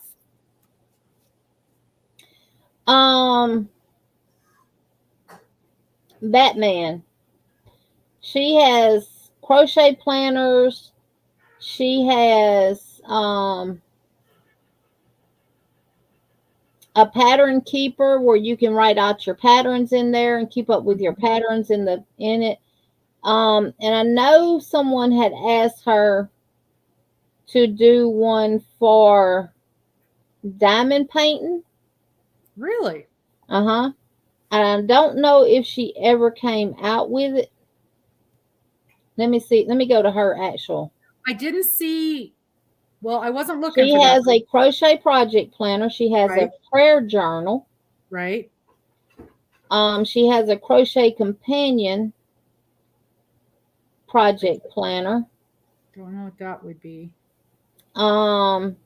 She's got the YouTube. She has a YouTube planner. I need that. She has a holiday crochet pattern keeper. That would be for patterns for holidays. Mm-hmm.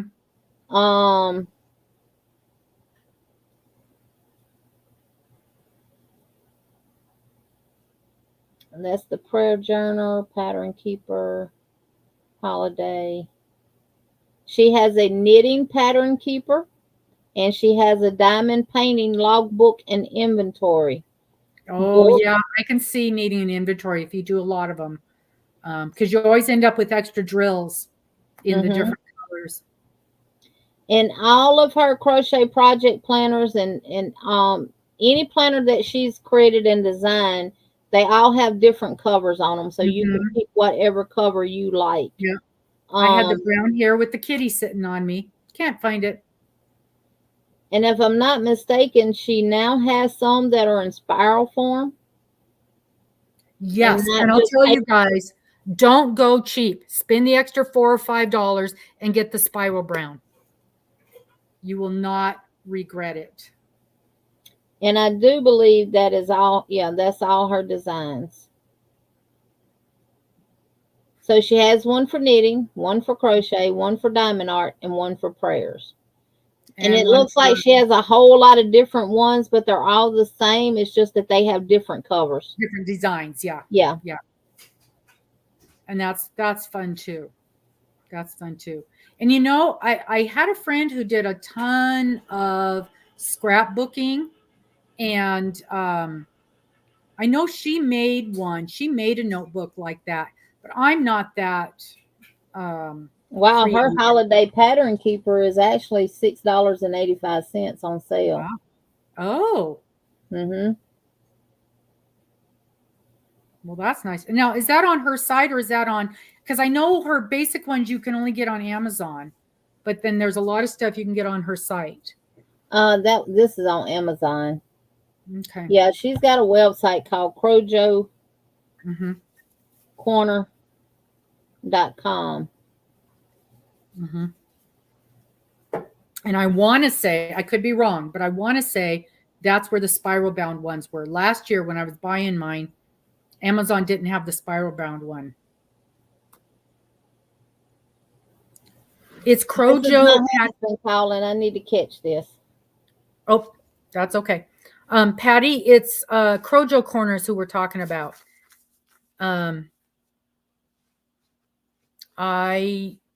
It's CROJO, Crojo Corner Creations. Yeah. Oh, that's so cute. I wonder how she came up. See, the people on here are so clever. My screen would just be black.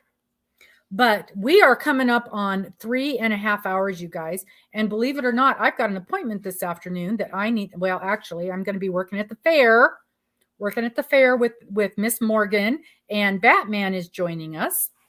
And so we're going to be working at the fair this afternoon. Tomorrow afternoon at 4:00 Pacific, we're doing our live learn how to mosaic crochet the bag. I don't think it's going to be the same format that Jeannie's is. And I got to tell you, I'm really liking hers. So I'm excited to see what the differences are. I hope you'll join us Monday night live for bingo every Monday night at 5:00. And you guys a lot of you guys are in watching Miss Jeannie's live. And then when you're done with her, you can pop over to us. And then next Tuesday, we do have a different time for our interview live.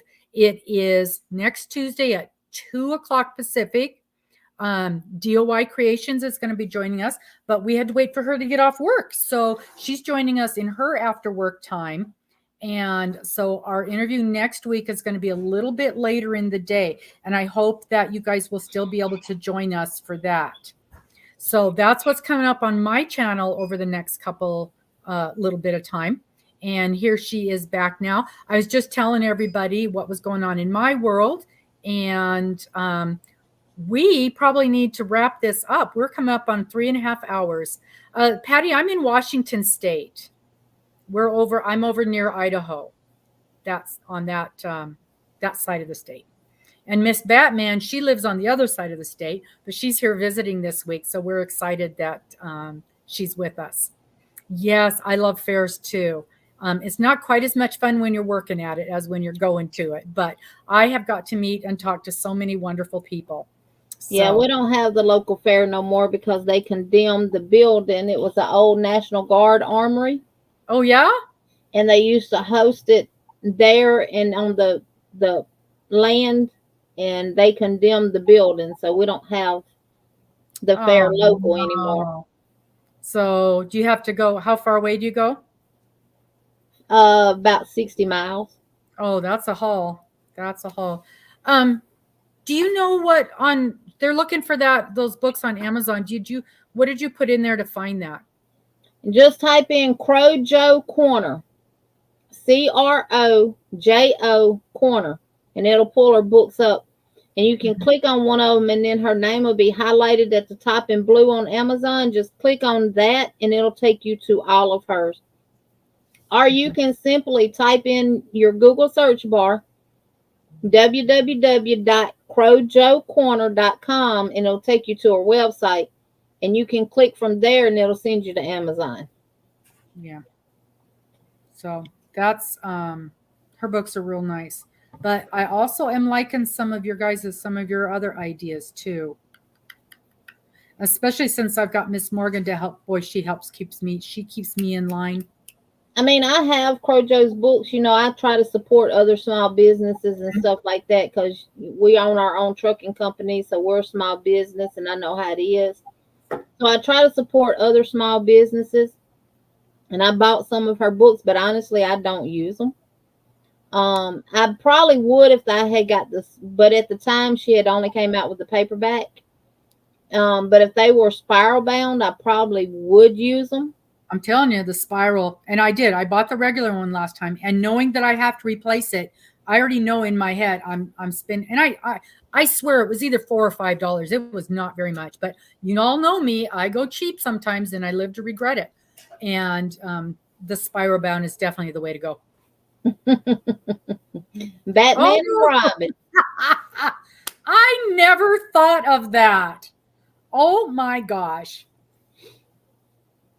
This is Miss Batman she's a sweetheart. She's one of the grands, and she got married a year ago, just over a year, about a year and a half now.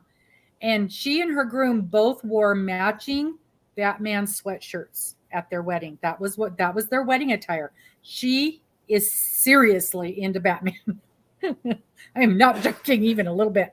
So last year for Christmas, I got her in the Christmas draw, and I made her a full-length bat cape out of black sequin yarn. Now that's love right there, people. Black sequin yarn.